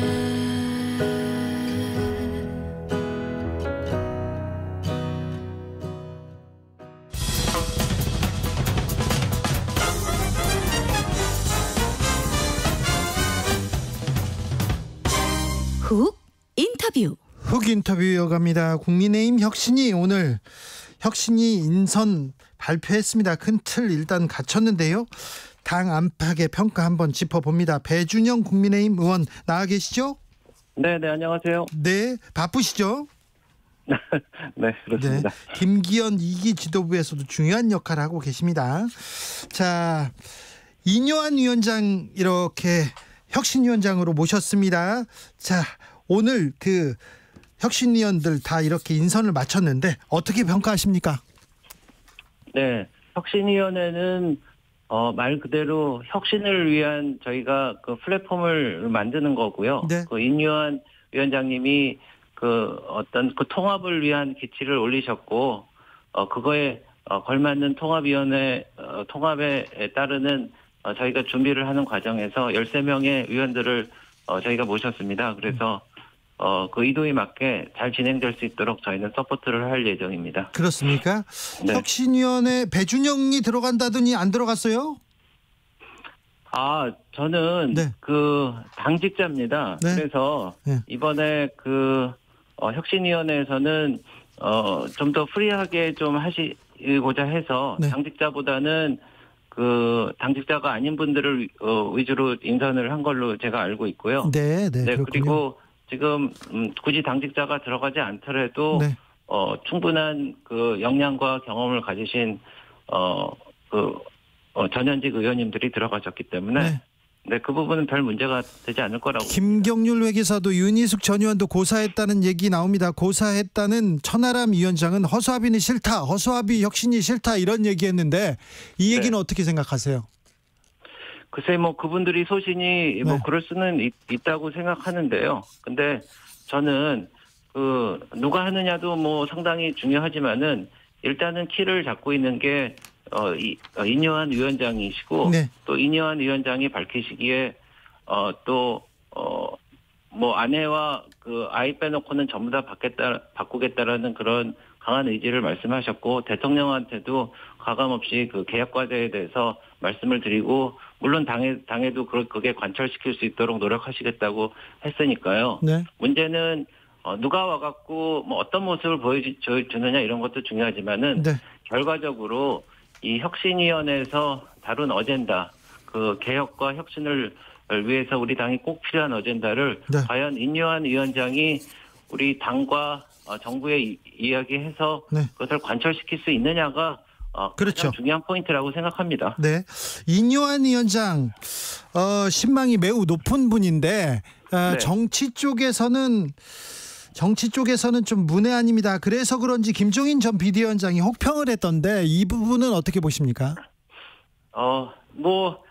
김종인 위원장이 말씀하신 거에 나름 일리가 있다고는 생각을 합니다. 그런데 제가 좀 이런 얘기를 해볼게요. 네. 제가 어렸을 때 지방에 가보면은 그때는 내비게이션이 없었을 때인데 그 도로를 안내하는 표지판이 도대체 알아볼 수가 없을 정도로 헷갈리게 해놨단 말입니다. 그래서 그 지역 사람들한테 그런 거를 왜 그러냐 하고 제가 불평하면서 물어보면은 아니 그 동네 거기가 그 사거리인 게 뻔히 아는데 왜 뭐하러 그걸 해놓느냐 이런 얘기를 하거든요. 네네. 그래서 그 말씀을 드리는 이유는 동네 사람들은 잘 아니까. 네. 네네. 그러니까 우리 아는 동네 사람들끼리 다 와서 그냥 북치고 장구치고 할 거면은 혁신위원회가 필요가 없거든요. 네. 다시 말하면은 다른 동네에 와갖고 이 지역에서 교통 표지판을 어떻게 해야지 정말 길 모르는 사람이 찾아올 수 있는지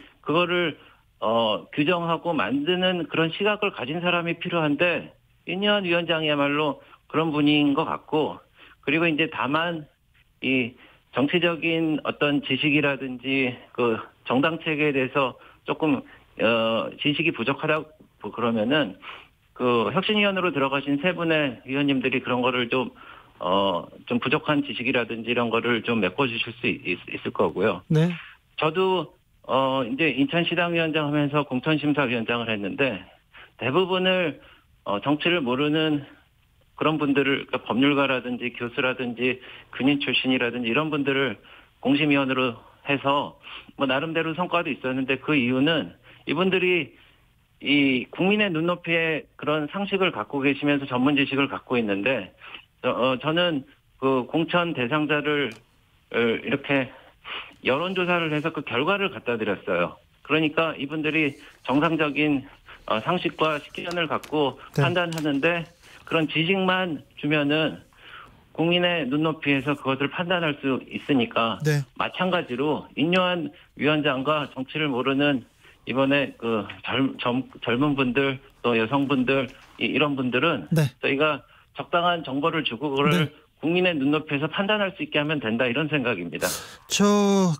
그러니까 인요한 위원장과 새로 이름 불리운 사람들은 이런 많은 정보를 보고 판단하면 된다 이렇게 생각할 텐데 그래서 지금 네. 국회의원인 박성중 의원 그리고 전 의원인 김경진 오신환 전 의원의 역할이 좀 커 보이는데 네. 현역 중에는 박성중 의원 이렇게 한 분이 들어가셨잖아요. 네. 근데 박성중 의원은 네. 사실 당에서 공천 받을 때도 막말하시고 계속해서 너무 거친 말 해가지고 최근에도 나이 어린 XX 또 XX 막 하면서 이런 그 이미지로 굉장히 조금 국민들한테는 알려진 분인데 네. 네, 이게 혁신위원회 박성중이라고 이게 놀라는 사람들이 좀 있었어요. 그래서 네. 그 부분은 제가 잘 모르는 부분이라서 제가 말씀은 드리긴 힘들고. 국민들은 박성중 의원 하면 그 막말부터 먼저 나올 건데요. 그렇습니까? 예, 근데 제가 재차 말씀드리지만은 혁신위원회라는 게 인요한 위원장을 중심으로 시스템으로 구성돼 갖고 돌아갈 걸로 저희는 예상하고 있기 때문에 네. 글쎄요, 저는 박성중 의원님이 어떤 과거라든지 이런 이야기가 있을지 모르겠는데 기존에 정치권에 발을 담그거나 하셨던 분들은 제 생각에는 이런 혁신위를 주도적으로 운영한다기보다는 정치에 관련된 말하자면 인포메이션을 제공하는 역할을 주로 하시고 네. 결정은 인유한 위원장님을 비롯한 국민의 일반적인 시각을 갖고 있는 새로운 분들이 하게 되면은 그 효과적인 그 분업이 될 거라고 저는 생각합니다. 네, 혁신위원이 어떻게 꾸려지나 봤는데 그렇습니다. 자, 그런데요, 혁신위가 꾸려지자마자, 혁신위가 띄우자마자 당 상근 부대변인 이렇게 탈당 선언했는데 이 부분 친이준석계인데요. 친이준석계의 탈당, 이 부분은 어떻게 보셨습니까? 당 내 핵심부에서는 어떻게 보십니까? 네. 글쎄, 근데 그분도 보니까 그 활동도 열심히 하시고 그러는데 네. 저희는 외연을 넓혀나가는 그런 상황에서 빠져나가신다니까 우선 아쉽기는 한데요. 네네. 근데 당이라는 게 굉장히 큰 조직이고 네. 또 그런데 글쎄 그분이 한 분 탈당한다고 해갖고 네. 모르겠어요. 그분을 좋아하시는 분들은 조금 실망하실 줄 모르겠는데 네. 뭐 전체적인 맥락에서는 큰 문제가 있을까 하는 생각도 듭니다. 물론 아쉽기는 하지만요. 네. 그런데 그러면 이준석, 예. 이준석 대표하고 그 두 분하고도 글쎄 저도 이제 잠깐 시간이 남아서 이렇게 보니까 네. 아주 뜻을 같이 하고 그런 분은 아닌 것 같아요. 그때 그 무슨 그 토론 배틀을 통해 갖고 대변인으로 발탁될 때는 말하자면 이준석 전 대표의 사람이었던 거는 맞는 것 같은데 네. 그 이후로 그 뭐 뜻을 같이 했느냐 뭐 그런 걸 볼 때는 서로 아니라고 그러시는 것 같아서 그래서 이제 모르겠습니다. 이 그런 그 당의 직책을 갖고 있는 분들이 뭐 중요한 포스트긴 하지만은 네. 뭐 글쎄 그게 큰 반향을 일으킬 만하면 그건 아닌 것 같습니다. 네네. 제가 볼 때는. 네. 근데 이준석 전 대표 그리고 유승민 전 의원 뭐 이렇게 신당 얘기가 계속 나오잖아요. 이 부분은 어떻게 보세요? 네. 신당을 차려서 하실 수는 있을 것 같은데. 네. 글쎄 그거는 제가 본인이 아니라서 뭐라고 말씀드리기 힘들고 다만 그 이준석 대표께서는 얼마 전에 당을 위한 충정에서 정말 눈물까지 보이시고 그랬는데. 네. 글쎄 갑자기 뭐 신당 차린다고 그렇게 말씀하실 것 같지는 않고. 예. 유승민 대표 경우에는 제가 잘 모르겠습니다. 네. 네. 알겠습니다. 오늘 박정희 전 대통령 추모식이 있었습니다. 윤 대통령이 귀국하자마자 달려가서 박근혜 전 대통령과 손을 잡았습니다. 보수 결집에 나섰다 이렇게 보도가 쏟아졌는데요. 어찌 보셨습니까? 오늘 장면? 네. 박정희 대통령의 사진이 조명이 저희 그 당 대표실도 그렇고 회의실에 있습니다. 그래서 있어요? 네, 있습니다. 네. 네. 그래서 박정희 대통령이 우리나라 역사와 그리고 경제를 위해서 하신 그 업적 같은 거는 여야를 불문하고 다 인정을 하는 거고요. 예. 그래서 그 우리가 통합을 기치로 해갖고 지금 혁신위도 만들고 그랬으니까 또 이런 행사가 있을 때 뭐 우리 대통령께서는 여독도 풀리지 않았을 텐데 네. 그렇게 가서 같이 행사에 참여하시고 그 뜻을 기리고 그런 거는 뭐 좋은 일이라고 생각합니다. 그래요? 네네. 네, 아무튼 현직 대통령은 처음 갔어요. 왜 처음일까요? 그런 생각도 듭니다. 네, 그래서 네. 사실은 어느 대통령이고 네. 이제 대통령에 취임하면은 전직 대통령의 묘역을 갖느니 안 갖느니, 예.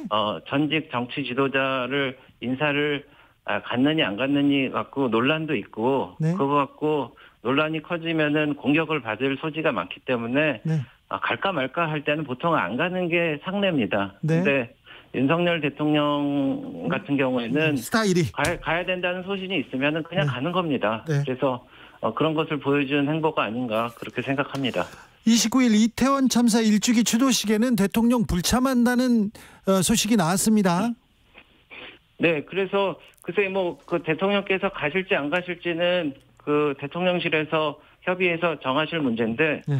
다만 제가 이제 뉴스를 보고 이제 보니까 이게 그 순수하게 시민단체라든지 공적인 기능을 가진 데서 했는지 저는 좀 헷갈리기도 하는데 네. 왜냐면은 이 초청장도 있고 그런데 거기는 민주당 공동주최라는 언급이 없다가 후에 알아보니까 민주당에서 거의 전 당원을 동원하는 행사인 거를 밝혀졌더라고요. 그래서 그 민주당에서 전 당협에 뭐 공문도 보내고 그래서 네. 그래서 이제 이태원 그 사건은 정말 가슴 아픈 사건이고 저희 정부가 정말 잘못했습니다. 그래서 법과 제도를 고치고 그래갖고 앞으로 이런 일이 벌어지지 말아야 된다는 거는 누구나 공감하고 있고 저희 정부도 정말 죄송하게 생각하고 있습니다만은 그런 이런 행사에 참석하는 거하고는 글쎄 이제 조금 이제 결이 다른 문제고 네. 또 이제 대통령께서 참석하느냐 문제는 거기서 결정하지만은 네. 우리 당 차원에서는 일단은 저희 유이동 정책위 의장하고 그리고 이만희 사무총장이 참석하시기로 했거든요. 네. 그래서 당은 당대로 또 이렇게 참석하고 그 뜻을 기리고 네. 재발 방지를 위해서 계속 노력할 거라는 것을 말씀드립니다. 국민의힘 대표도 혁신위원장도 안 가시네요. 근데 아직 여쭤보지는 않았는데 네. 어쨌든 지금 사무총장하고 당의 정책위 의장만 가신다고 했잖아요. 네, 당의 대표성을 가진 분들은 이미 간다고 공언을 했고요. 네. 대표님하고 혁신위원장님은 가실지 안 가실지 좀 두고 봐야 되겠습니다. 네. 네. 자, 지금 순수한 추모 행사가 아니라 민주당이 주도하는 정치 집회라는 판단 때문에 안 가신다고 하는데 민주당에서는 이태원 추모대 공동 주최에서 빠질 것이라고 대통령 참석하라 이렇게 입장이 나왔습니다. 아, 그렇습니까? 네. 자, 알겠습니다. 저 대통령 순방 다녀오셨는데요. 네. 순방 다녀오셨는데 저 김건희 여사 말 사진이 지금 최근에 논란이던데 여기에 대해서는 네. 좀 할 말이 있으시죠? 글쎄 저도 이제 잘은 몰랐는데 설명을 듣고 보니까 네. 박대출 의원이 이렇게 얘기했습니다. 역사적인 말을 김건희 여사한테 이렇게 만져보게 한 것은 이게 국격이 이렇게 올라간 거다. 이게 바로 국격이다. 이렇게 얘기하시더라고요. 네. 아니 그래서 이제 외교 행사 같은 경우에는 호스트와 게스트가 있는데 네. 게스트는 보통 호스트가 하자는 거에 큰 문제가 없으면은 그것에 따르는 게 예인 걸로 제가 알고 있습니다. 그래서 사우디에서 우리 김건희 여사에 대해서 그런 예우를 하고 이런 씬이 나오면은 서로 양국 간의 관계에 도움이 되겠다. 또 도움이 되는 씬이다라고 생각하면은 그런 요청을 하면은 당연히 그거에 응해야 되지 않나 뭐 이런 생각이 들고요. 예. 네.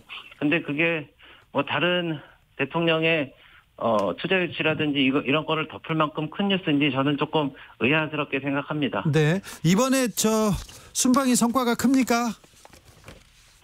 그렇죠. 네. 그래서 그 외자 유치라든지 투자라든지 이런 부분에 있어서는 저희가 언론을 통해서 충분히 말씀을 드렸고요.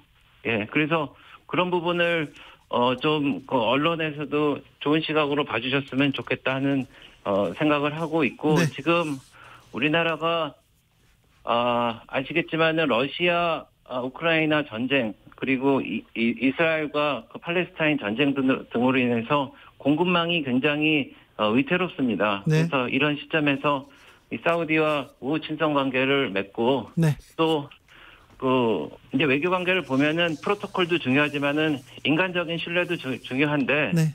빈살만이 실제로 대통령을 모시러 가갖고 운전까지 하면서 예우했다는 거는 네. 그래도 인간적인 관계를 바탕으로 네. 국격이라든지 이런 게 향상되면서 실질적으로 우리한테 도움이 되는 방향으로 가고 있지 않나 그렇게 생각합니다. 네. 저 김기현 지도부 핵심이어서 제가 물어보는데요. 김기현 대표는 이재명 대표 언제 만납니까? 만나자고 여러 번 말씀드렸어요. 어디에서? 국민의힘에서요? 그럼요. 제가 네네. 예. 계속 말씀을 하셨는데 네. 근데 제가 좀 편하게 말씀드리면은 네. 이재명 대표가 우리 김기현 대표를 어떻게 보시는지 제가 좀 모르겠고 네. 격이 안 맞는다고 혹시 생각하시나 그런 오해가 들 정도로 좀 왜냐면 저희는 만나자고 몇 번 요청을 하고 얼마 전에도 요청을 했는데 꼭 영수회담을 해야 된다고 말씀을 하시는데 대통령하고만 만나야 된다고요? 예. 근데 영수회담이라는 거는 정말 권위주의 이 시대 잔재거든요. 네. 그러니까 무슨 예를 들어서 뭐 김영삼, 김대중 야당 총재가 뭐 대통령과 만나갖고 뭐 단판 진다 뭐 이런 시스템인데. 네. 근데 그런 거에 대해서는 지금 홍익표 원내대표께서도 대변인 할 때 우리 황교안 당시 야당 대표가 네. 문재인 대통령 만나자고 그럴 때 그거는 문법에도 안 맞고 사리에도 안 맞는다라고 말씀을 하셨는데 예. 지금 또 그렇게 되니까 좀 저희는 어리둥절하고 네. 그래서 그냥 만나실 생각이 있으시면은 네. 여야가 만나서 얘기를 하고 네. 그리고 그냥 만나고 나면은 또 대통령을 만날 수 있는 또 이제 명분이 생기시잖아요. 네. 그러니까 차곡차곡 하셔도 될 텐데 네. 대통령 아니면 안 만나겠다고 그러니까 네. 저희도 좀 당혹스럽습니다. 의원님. 최근에 마약 사건이 많이 나오는데 이거 윤석열 실정 덮기 위한 공작이다 이런 얘기가 민주당 주변에서 나오는데요. 진짜 뭐 어불성설인데 그 어떤 민주당의 한 부대변인이 말씀을 하셨던 걸로 제가 예. 보니까 네. 그런데 제가 그래서 자료를 한번 찾아보니까 네. 그분이 음모론에 대해서 뭐 여러 가지 말씀을 하신 적이 있어요. 네. 그래서 예를 들어서 지난 3월에도 이재명 당대표 부모님 묘를 누군가 악의적으로 파헤쳤다는 음모론을 SNS에 게재하셨는데 네. 근데 나중에는 그 경주이씨 문중에서 네네. 의식으로 그렇게 했다는 건데 네. 그래서 그런 거를 가짜뉴스를 만들고 또 이렇게 막 약간 혹세무민하는 식으로 하는 거는 네. 글쎄 공당의 그 스피커로서 뭐 적당한지 네. 좀 의심스럽습니다. 알겠습니다. 네. 재보궐선거 이후에 이념보다는 민생으로 가야 된다. 그리고 대통령도 국민의힘도 바뀌어야 한다. 이런 얘기가 당내에서 좀 있지 않습니까? 네네. 자, 그래서 지금 국민의힘은 바뀌고 있습니까? 대통령은 바뀌고 있다고 보십니까? 대통령 바뀌실 거예요. 대통령 네, 바뀝니까? 네, 그리고 대통령께서는 그 외교라든지 경제라든지 이 방향은 맞는데 다만 그 스타일이 이제 국민들이 보시기에 조금 좀 보완이 필요하다 이런 생각을 하셨던 것 같은데 네. 글쎄요 이제 좀 바뀌어 나가시는 것 같고요. 그거에 맞춰서 네. 저희 당에서도 이제 입법이라든지 예산 정국이 이제 곧 시작될 텐데 네. 그거에 맞춰서 저희가 국민들에게 좀 눈에 보이는 손에 잡히는 변화를 만들기 위해서 노력하고 있습니다. 네, 알겠습니다. 자, 박정희 대통령 추모식에 참석했는데요. 이태원 참사 추모식에도 가면 어떨까 그런 생각을 하는 국민들이 좀 많습니다. 민주당은 빠진다고 합니다. 빠진다고 하면 민주당이 네. 없으면 그러면 국민의힘 갑니까? 대통령도 갈까요? 네, 그래서 그 뉴스는 제가 말씀하시니까 처음 듣는데 네. 이제 뭐 그렇게 뭐 정략적인 뭐 그런 그 뒷배경이 없다고 그러면은 저희도 뭐 다시 한번 생각해 볼 만하다고 생각을 합니다. 네. 알겠습니다. 여기까지 들을까요? 네. 네. 지역 얘기는 좀 나중에 다음번에 들을게요. 알겠습니다. 네. 국민의힘 배준영 의원이었습니다. 네, 감사합니다. 네, 감사합니다. 정치 피로, 사건 사고로 인한 피로, 고달픈 일상에서 오는 피로. 오늘 시사하셨습니까? 경험해보세요. 들은 날과 안 들은 날의 차이. 여러분의 피로를 날려줄 저녁 한 끼 시사 추진우 라이브.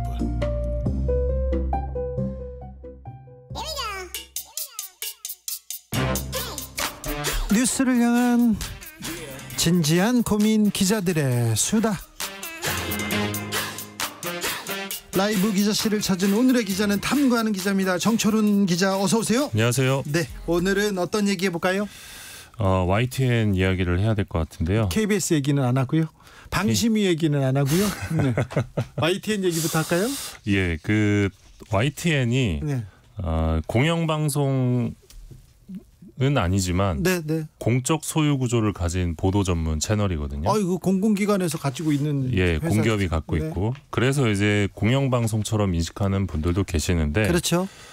이런 YTN의 공적 소유 구조가 해체됩니다. 네. 민영화 이제 첫걸음 뗐어요. 예, 97년에 이제 한전 KDN이 그러니까 한전에서 최대 주주 지위를 획득한 뒤에 26년 만에 지금 대주주가 바뀌는 건데요. 네.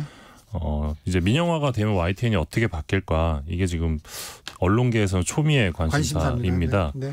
그리고 이제 YTN 주식 30.95%를 낙찰받은 유진그룹 과연 YTN의 공정방송을 잘 이행할 수 있을지 대주주 자격이 있는지 그런 물음표도 좀 달리고 있는 상황입니다. 아니 정부에서 공공성, 공정성을 위해서 민영화시킨다고 얘기했는데 그건 또 좀 앞뒤 설명이 안 맞는 것 같습니다. 그런데 민영화로 갈 것 같습니다. 지금 언론계가. 예, 저는 이제 가치 판단을 제외하고 예. 이 윤석열 정부의 강점이라고 한다면 이 추진력을 꼽을 수 있을 것 같은데. 그래요? 예, 추진력이 있는 것 같습니다. 네. 정말 하는 것 같습니다. 네. 이 수신료 분리징수도 그렇고. 예.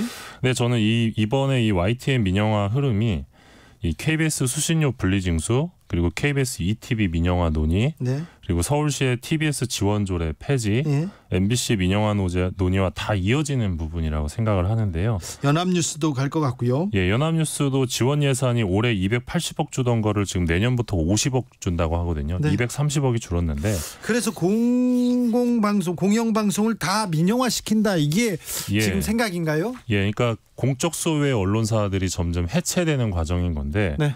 아시겠지만 MB 정부 때 이 1공영 다민영 프로젝트가 있었습니다. 최시중 위원장. 네, 최시중 위원장이 방통위원장 되기 전에도 방송사에서 이렇게 이사회 바꾸고 사장 바꾸고 다 바꾸고 이거 골치 아픈 것 같아 민영화해야 돼 이런 얘기를 하신 걸 제가 들은 적이 예, 있어요. 뭐 귀찮을 수 있죠. 네. 그리고 사실 장기적으로 볼 때는 민영화시키는 게 자기네들한테 예, 도움이 된다. 노조를 파괴하기에도 좋고. 네. 예. 그래서 이 MB 정부의 1공영 다민영 프로젝트가 다시 재가동되는 것 아닌가 뭐 네. 그런 생각이 들고요. 그럼 이제 언론계는 어떻게 되는 거예요? 일단 KBS 같은 경우는 이제 수신료 분리징수가 이제 본격화되면, 네. 그러니까 이제 분리고지가 본격화되면 수입이 엄청나게 줄어들기 때문에 네.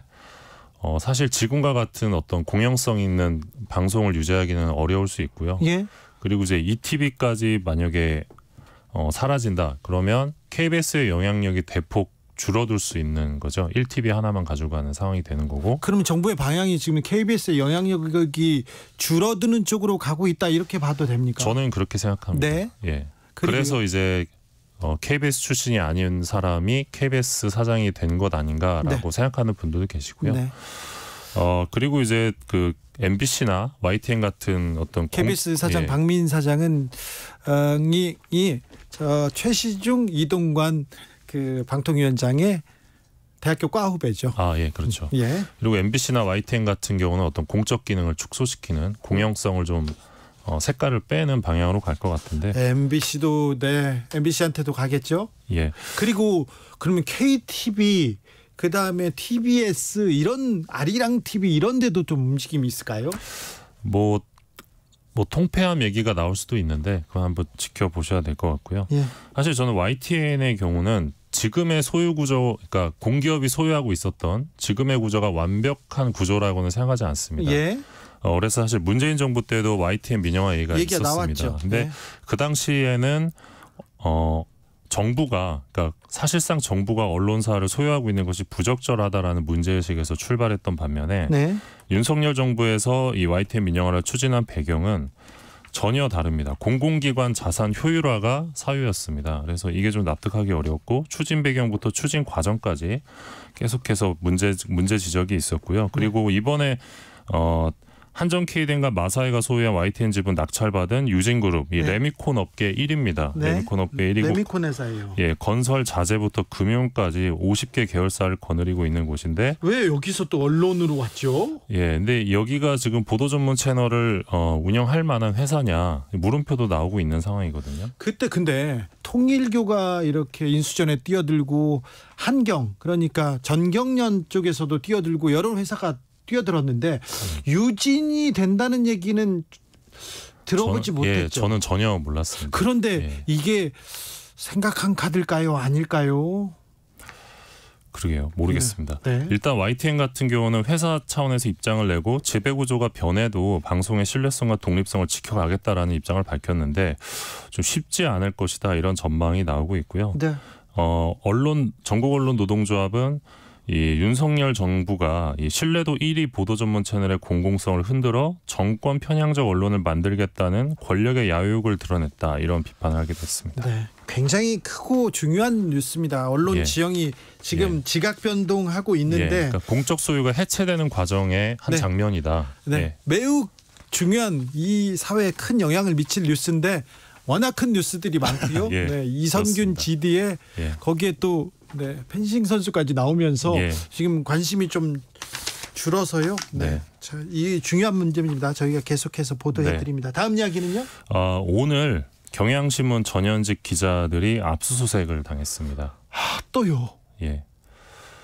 진행자께서 압수수색 경험은 없으시죠? 저는 압수수색 참가는 많았는데 압수수색 구속영장은 저도 압수수색은 없었어요. 왜 그러냐면 기자한테 취재 수첩을 제출하거나 아니면 뭘 내놓으라고 하면 주거든요. 그렇죠. 예. 그런데 압수수색까지는 없었어요. 이명박 박근혜 정권에서도 압수수색, 기자 압수수색이요? 비판적인 언론 저 안 당했어요. 사례를 찾기 힘든데요. 네. 요즘은 이런 일이 빈번합니다.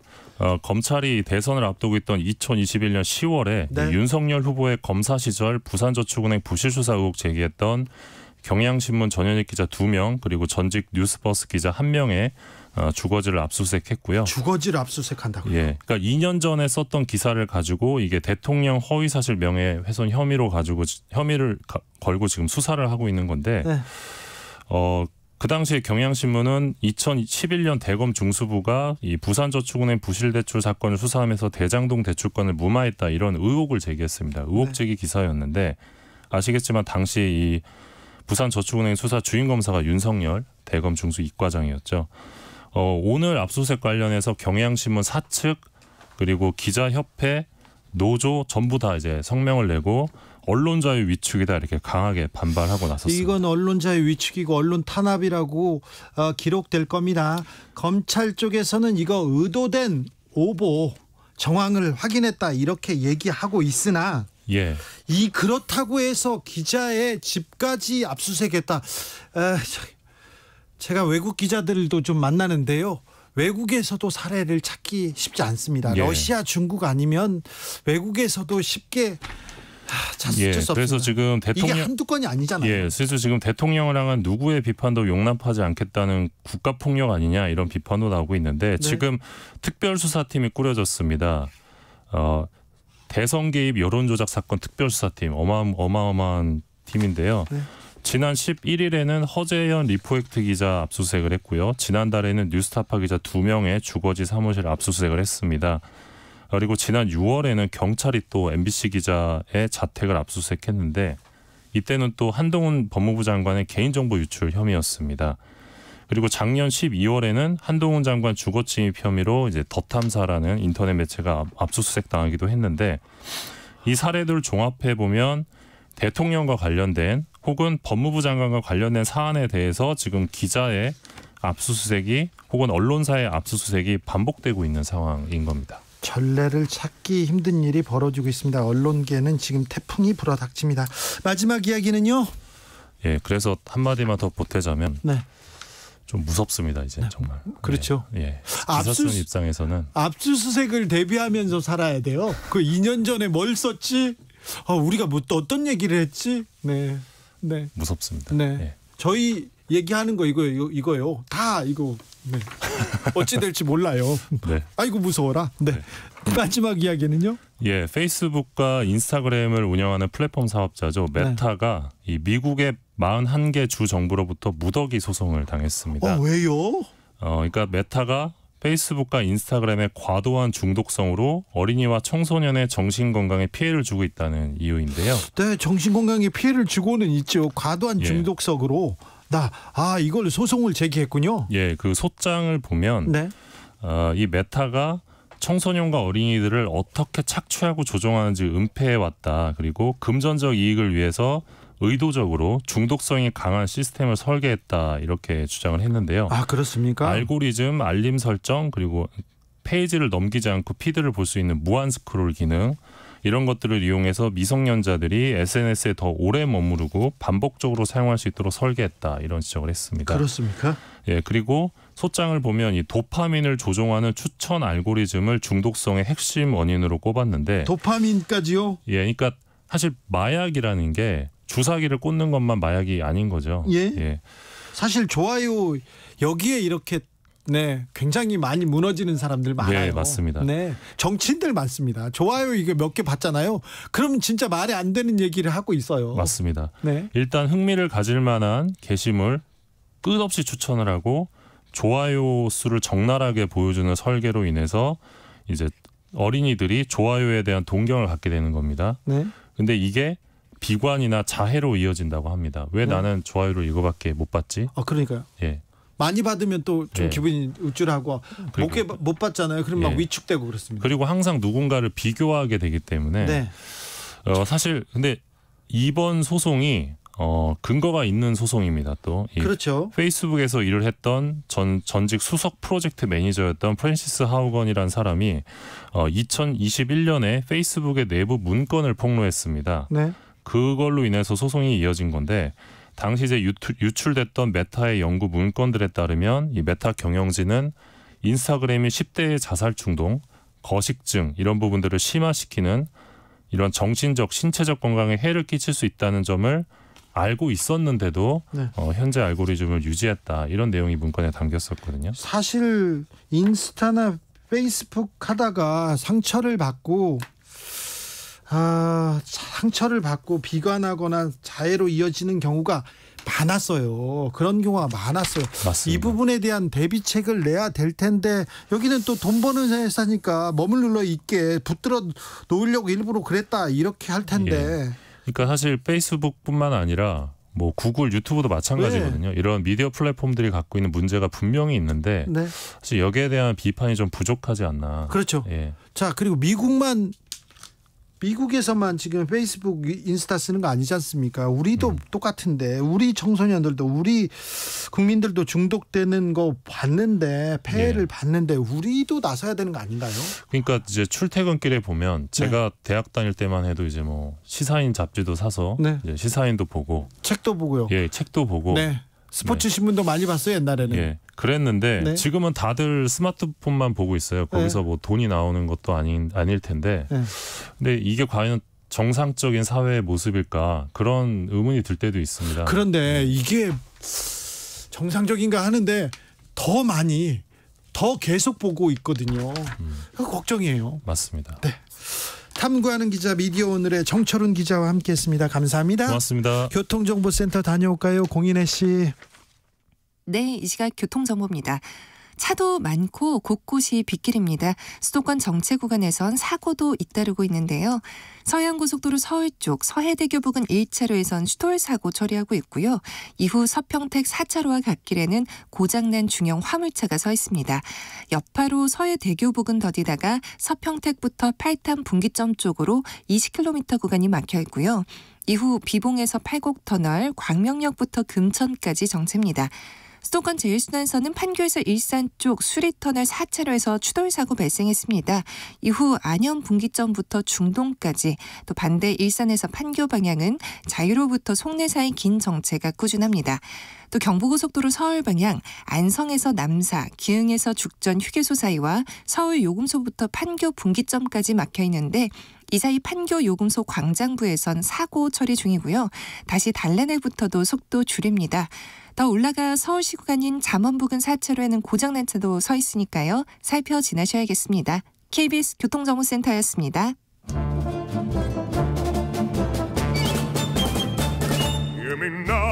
여기도 뉴스 저기도 뉴스 빡빡한 시사 뉴스 속에서 가슴이 답답할 때 휴식을 드리는 그런 시간입니다. 오늘도 맛있는 책을 만나보겠습니다. 책의 맛.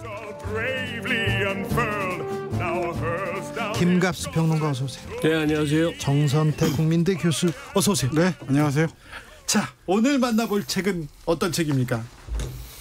오늘은 김갑수 선생님이 고르셨는데 저는 연포세 하는 건 동의를 했는데 좀 얇은 걸 하고 싶었어요. 네. 연포세 작품이 되게 얇거든요. 2023년 노벨 문학상 수상자입니다. 연포세. 네, 우리 김 선생님께서 대표작. 제일 두꺼운 것. 대표작이죠. 멜랑콜리아 원투. 네. 그러니까 왜 명절 같은 거 있잖아요. 1년에 한 번 돌아오는 거. 그러니까 1년에 한 번 책 읽는 분들이 우린 꼭 있거든요. 그래요? 노벨 문학상 수상자. 그렇죠.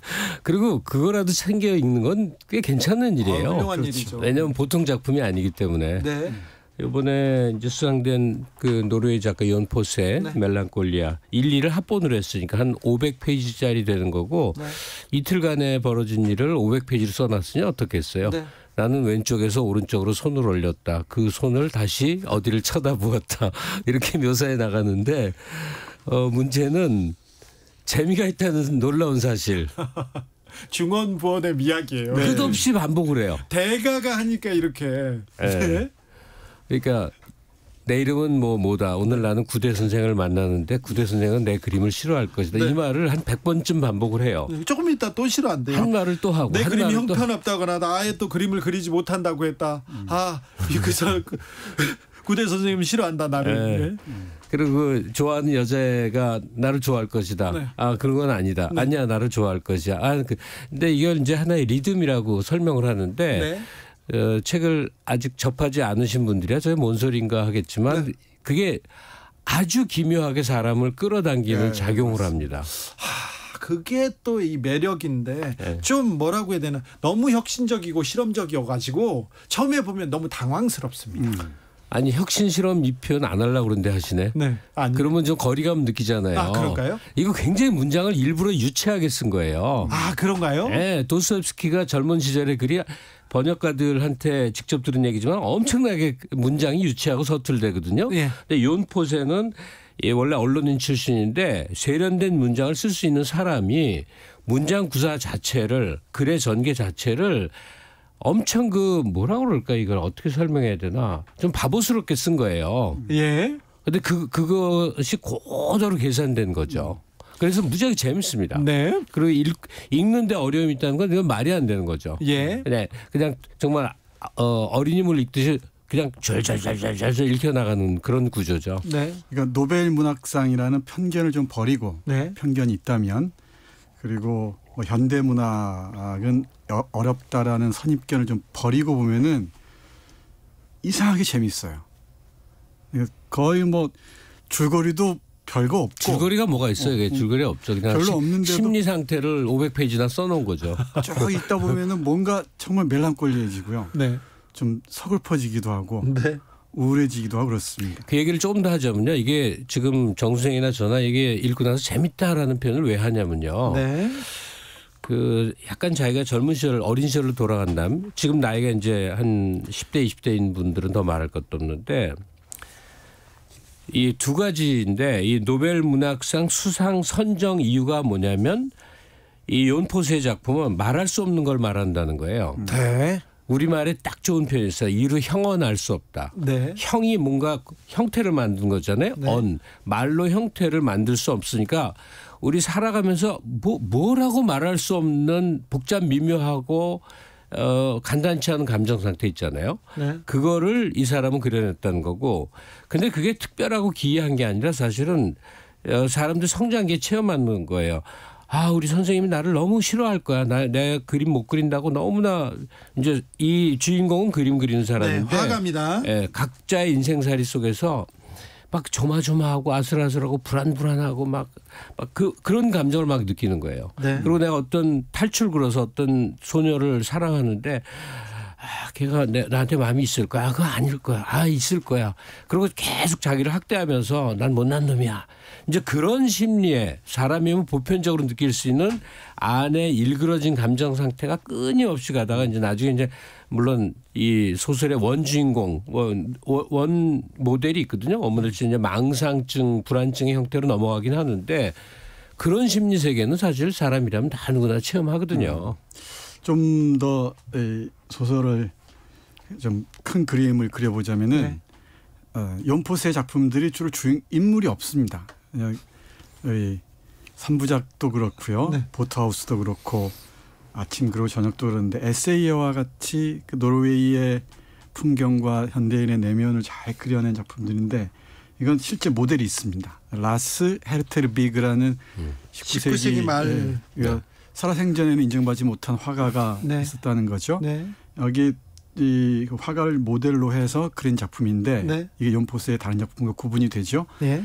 그리고 멜랑콜리아 1-2인데 이건 따로 분리된 작품이 아니고 한 작품입니다. 네. 그러니까 한 작품으로서 크게 보면은 둘로 나뉘어져 있고요. 네. 하나는 헤르테르비그가 스스로 얘기하는 거고 다른 하나는 누나가 나중에 죽고 난 다음에 동생이 죽고 난 다음에 단편적으로 회고하는 것인데 이 작가가 의도적으로 이 화가의 실패한 화가의 내면을 통해서 네.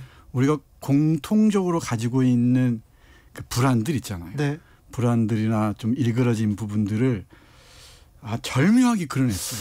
이게 저는 그 감동적이었어요. 보통 현대인들이 그런 거 있잖아요. 크고 중요하지 않아요. 근데 어떤 결정을 했는데 내가 선생님한테 뭐라고 대답했는데 이걸 선생님은 어떻게 생각했을까? 그걸 가지고 이렇게 생각했으니까 괜찮지? 아니야. 이렇게 생각했을 때 아니지. 그 얘기를 혼자서 계속 혼자서 한없이 생각하고 또 생각하고 괴로워하고 정 선생은 근데 그런 불안증 해소됐어요? 그 어렵죠. 해소됐다고 보면 어렵죠. 잘 안 되지 않아요? 일생 가지 않아요? 죽을 때까지 안고 갈 거예요. 네. 그런 그 어두운 그림자들을 말씀하신 대로 유치한 언어로 집요하게 그려내고 있다는 거죠. 그래서요 책을 읽다가 보면요 나도 좀 괜찮다 다른 사람도 다 이렇게 생각하구나 그 묘한 위안을 받기도 합니다. 그럼 네. 서글프면서도 위로를 받기도 하고. 아니 그 이 표현 속의 주인공이 굉장히 웃기는 게 나오는 게 자기가 그림에 재능이 없는 사람이야 구대 선생은 나를 되게 싫어할 거야 그러면서 또 중간중간에 근데 난 엄청나게 재능 있는 사람이야. 난 그림을 너무너무 잘 그려. 그러니까 미술적 재능이 있어라고 표현하지 않고 나는 그림을 못 그려. 나는 그림을 잘 그려. 이런 식으로 아주 유치한 문장을 구사한다니까요. 그래요. 네. 그리고 재능도 재능이지만 사랑도 그렇죠. 네. 헬레네라는 15살짜리를 그러니까 환상 속에서 사랑하는 자기 거죠. 혼자 사랑하는 거죠. 사랑하면서 온갖 상상을 다 하는 거예요. 그 안에 있으니까 너무 사랑해. 나의 연인이라고 해서 나를 버린다고 해서 온갖 상상을 하는데 그게 흔히 우리가 겪는 과정들 아니에요? 그녀는 사실 별 어떤 게 아니에요. 근데 주인공 혼자서 온갖 생각을 다 하는 거예요. 하숙집 주인 딸인데. 헬레네. 당신한테 가고 있어. 자, 멜랑콜리아 1편 라스 헤르테르비그 그러니까 본인의 얘기입니다. 여기 책 속으로 좀 들어가 보겠습니다. 책 속으로 들어가기가 참 어려워요. 네, 뭘 읽어야 될지. 그래도 읽어주세요. 너무 재밌어요. 뭘 읽어야 할지 참 어려운데 첫 문장부터 읽어보겠습니다. 네. 이게 1853년 늦가을 하루가 있고 10년 건너뛰어서 또 하루가 있고 그다음에 그 작가가 잠깐 등장하는 하루가 있고 그게 멜랑콜리아 1이 이게 세 부분 나뉘어져 있는데 첫 부분이 이렇습니다. 이게 노르웨이의 그 시골에서 독일 듀셀도르프로 미술 유학을 와 있는 이 헤르테르비그라는 젊은이 얘기입니다. 똑같이 반복됩니다. 나는 아주 멋진 보라색 코류두이 골덴 바지죠. 그렇죠. 코류두이 양복을 고리띵 입고 아니고요. 침대에 코류두입니다. 네. 나는 한스 구데를 만나기 싫다. 나는 한스 구데가 내 그림을 탐탁치 않아 한다는 말을 듣기 싫다. 나는 오직 침대에 누워있고 싶을 뿐이다. 나는 오늘 한스 구데를 만날 기력이 없다. 만약 한스 구데가 내 그림을 좋아하지도 않을 뿐더러 내 그림이 형편없다거나 아예 내가 그림을 그리지 못하는 사람이라고 말한다면 어떡할까. 이런 식입니다. 쭉 이어져서 A, B가 반복되다가 A, B, C가 이어지고 D가 이어지고 다시 A로 가요. 다시 A로 또 뱅뱅 돕니다. 그러니까 문장 구조가 A, B, C. 다시 A, B, C, D, A, B, C, D, E, A, B, C, D, E, F 이렇게 앞에 구사한 문장을 다시 써서 조금씩 덧붙여 나가는 식의 그런 구성이 많습니다. 주변적인 얘기 좀만 좀 하자면요. 일단 이 번역은 뭐 믿을만 하죠. 민음사 세계문학 전집에 등장하는 역자들이. 근데 조금 더 문장을 이건 제가 원문을 알 수는 없지만 미루어 짐작하는데 좀 더 유치한 문장을 구사해야 되지 않겠는가. 이게 연인이란 표현도 맞질 않는데 아무래도 이제 고급한 문장에 너무 이제 길들여진 번역자가 그 약간 그 좀 더 바보스러워야 되는 문장을 너무 다듬은 게 아닌가 그 아쉬움이 하나 있고 그다음에 1년에 올해 들어 한 권도 책을 안 읽었네라고 생각하는 사람들이 의외로 많을 겁니다. 많아요. 성인 중에. 네. 제 친구는 20몇 년 동안 한 권도 안 읽어요. 그러면 명절 때 한번 부모 찾아뵙듯이 이온포스의 오늘 소개해드리는 멜랑콜리아 올해 노벨문학상 수상작이니까 그렇죠. 한번 사보시고요. 자, 이거 한번 읽어요. 그러면 읽고 한번 얘기해보면 아이고 이온포스 좋아 얘기 한마디 하면 달리 보입니다. 걸음걸이도 달라집니다. 그다음에 걸음걸이까지요. 그다음에 이게 그 세계문학 선집 속에 포함돼 나왔기 때문에 미덕이 하나인데 값이 되게 쌉니다. 네. 왜 이 얘기까지 하는지 모르겠는데 네, 꼭 읽으라고요. 제가 가격 보고 깜짝 놀랐어요. 이게 17,000원 하던데 엄청 두꺼운 책이거든요. 네. 하여튼 그래서 이거는 그 깊어가는 가을녘에 사람들이 자기한테 침잠하고 싶은 마음은 다 있는데 너무 그 넷플릭스로 다 해결하지 마시고 한 권은 읽어야 된다 할 때 이거다 하고 제가 딱 잡은 거예요. 정말 멜랑꼴리 해주고요. 그리고 자기 연민 그러다가 자기 위안으로 바뀌어요. 그렇죠. 바뀌어. 꼭 그 처음 보시는 분들께 말씀드리고 싶은 게 기존의 소설을 기대하시면 곤란합니다. 그렇죠. 줄거리 있는 얘기 생각하면 그거 하나도 없죠. 어찌 보면 이런 실험, 이런 도전이 진짜 문학 아닌가 이런 생각이 들어요. 노벨문학상이 의미가 있는 게 뭐 다른 문학상도 그렇긴 하지만 유수의 문학상이 그렇긴 하지만 세계 문학의 큰 흐름을 보여준다는 점에서 의미가 있거든요. 확실히 좋은 작품들이 많이 선정이 됩니다. 우리 페트 한트케도 그렇고 올가 토카르축도 그렇고 우리가 몰랐던 작가들을 아는 계기가 되고요. 도리스 레싱. 그렇죠. 이게 또 큰 흐름으로 가는구나라는 걸 감지할 수도 있습니다. 일본이 올해 정말 실망 크게 했대죠. 무라카미 하루키가 지금 10몇 년째 후보인데 이제 포기해야 될 것 같아요. 올해는 틀림없다고 여겼대요. 아니요. 중국에서 더 기대가 컸어요. 찬쉐? 하긴. 찬쉐도 정말 잘 쓰죠. 이 제목 멜랑콜리아는 제가 이거 책 준비하다가 뭐 처음 한 건데 보통은 이게 이제 우울함이라고 표현하잖아요. 그 뜻이 맞긴 맞는데 이 멜랑콜리아라는 언어의 출발점은 천재들의 특징이라는 의미로 원래 쓰였던 말이래요. 그래서 우리가 내면에 어떤 깊은 우울감을 갖고 있잖아요. 이게 원래 천재성의 발현이래요. 그래서 그것이 집약돼서 정말 천재적 결과를 내는 사람들도 있지만 우울하기만 해요. 자기가 우울하기만 하면 나도 약간 천재기가 있나 보다라고 착각을 하셔도 된다. 위안을 갑자기 좀 위안이 됩니다. 한 문장 더 읽어주세요. 그럴까요? 네. 너무 재밌어요. 재밌습니다. 너무 재밌습니다. 이제 그 애인 헤르네를 상상하는 분 보겠습니다. 어디 그 카페 같은데 클럽 같은데 갔다가 돌아오는 길입니다. 당신을 만날 수 없다면 나는 더 이상 나로 살 수 없다. 그림도 그릴 수 없다. 그렇다면 듀셀도르프에 살 수도 없고 내 삶은 파멸로 향할 것이다. 이 모든 것이 당신의 삼촌 때문이다. 빈켈만 씨. 온갖 질투를 당하는 겁니다. 나는 길을 걷고 있다. 당신을 만나야 한다. 내쫓았거든. 나는 더 이상 당신과 같은 집에 살 수 없다. 빈켈만 씨는 내게 집에서 나가라고 말했다. 나는 길을 걷고 있다. 변한 것은 없다. 나는 양복을 입고 다리를 꼰 채 침대에 누워 파이프를 입에 물고 천장을 바라보았다. 내 삶은 부족한 것이 없었다.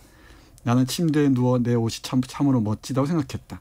가난한 집의 아들, 퀘이커 교인, 화가 지망생이었던 나는 독일 듀셀도르프의 예술 아카데미로 보내졌다. 이런 식입니다. 그러다 좀 있다가 또 이제 난 당신한테 가고 있다. 내 속에는 당신의 미소가 보인다. 계속 이러다가 그리고 또 과거가 계속 끼어들고요. 뒤에 누나가 이제 이 약간의 그 알츠하이머병 같은데 걸린 모양이죠. 누나가 기억하는 것도 파편을 기억도 아주 흥미롭습니다. 이게 이 주인공의 헤르테르 비그의 어린 시절을 관한 정보들을 뿌려놨어요. 그 뿌려놓은 정보들을 모으는 재미도 쏠쏠합니다.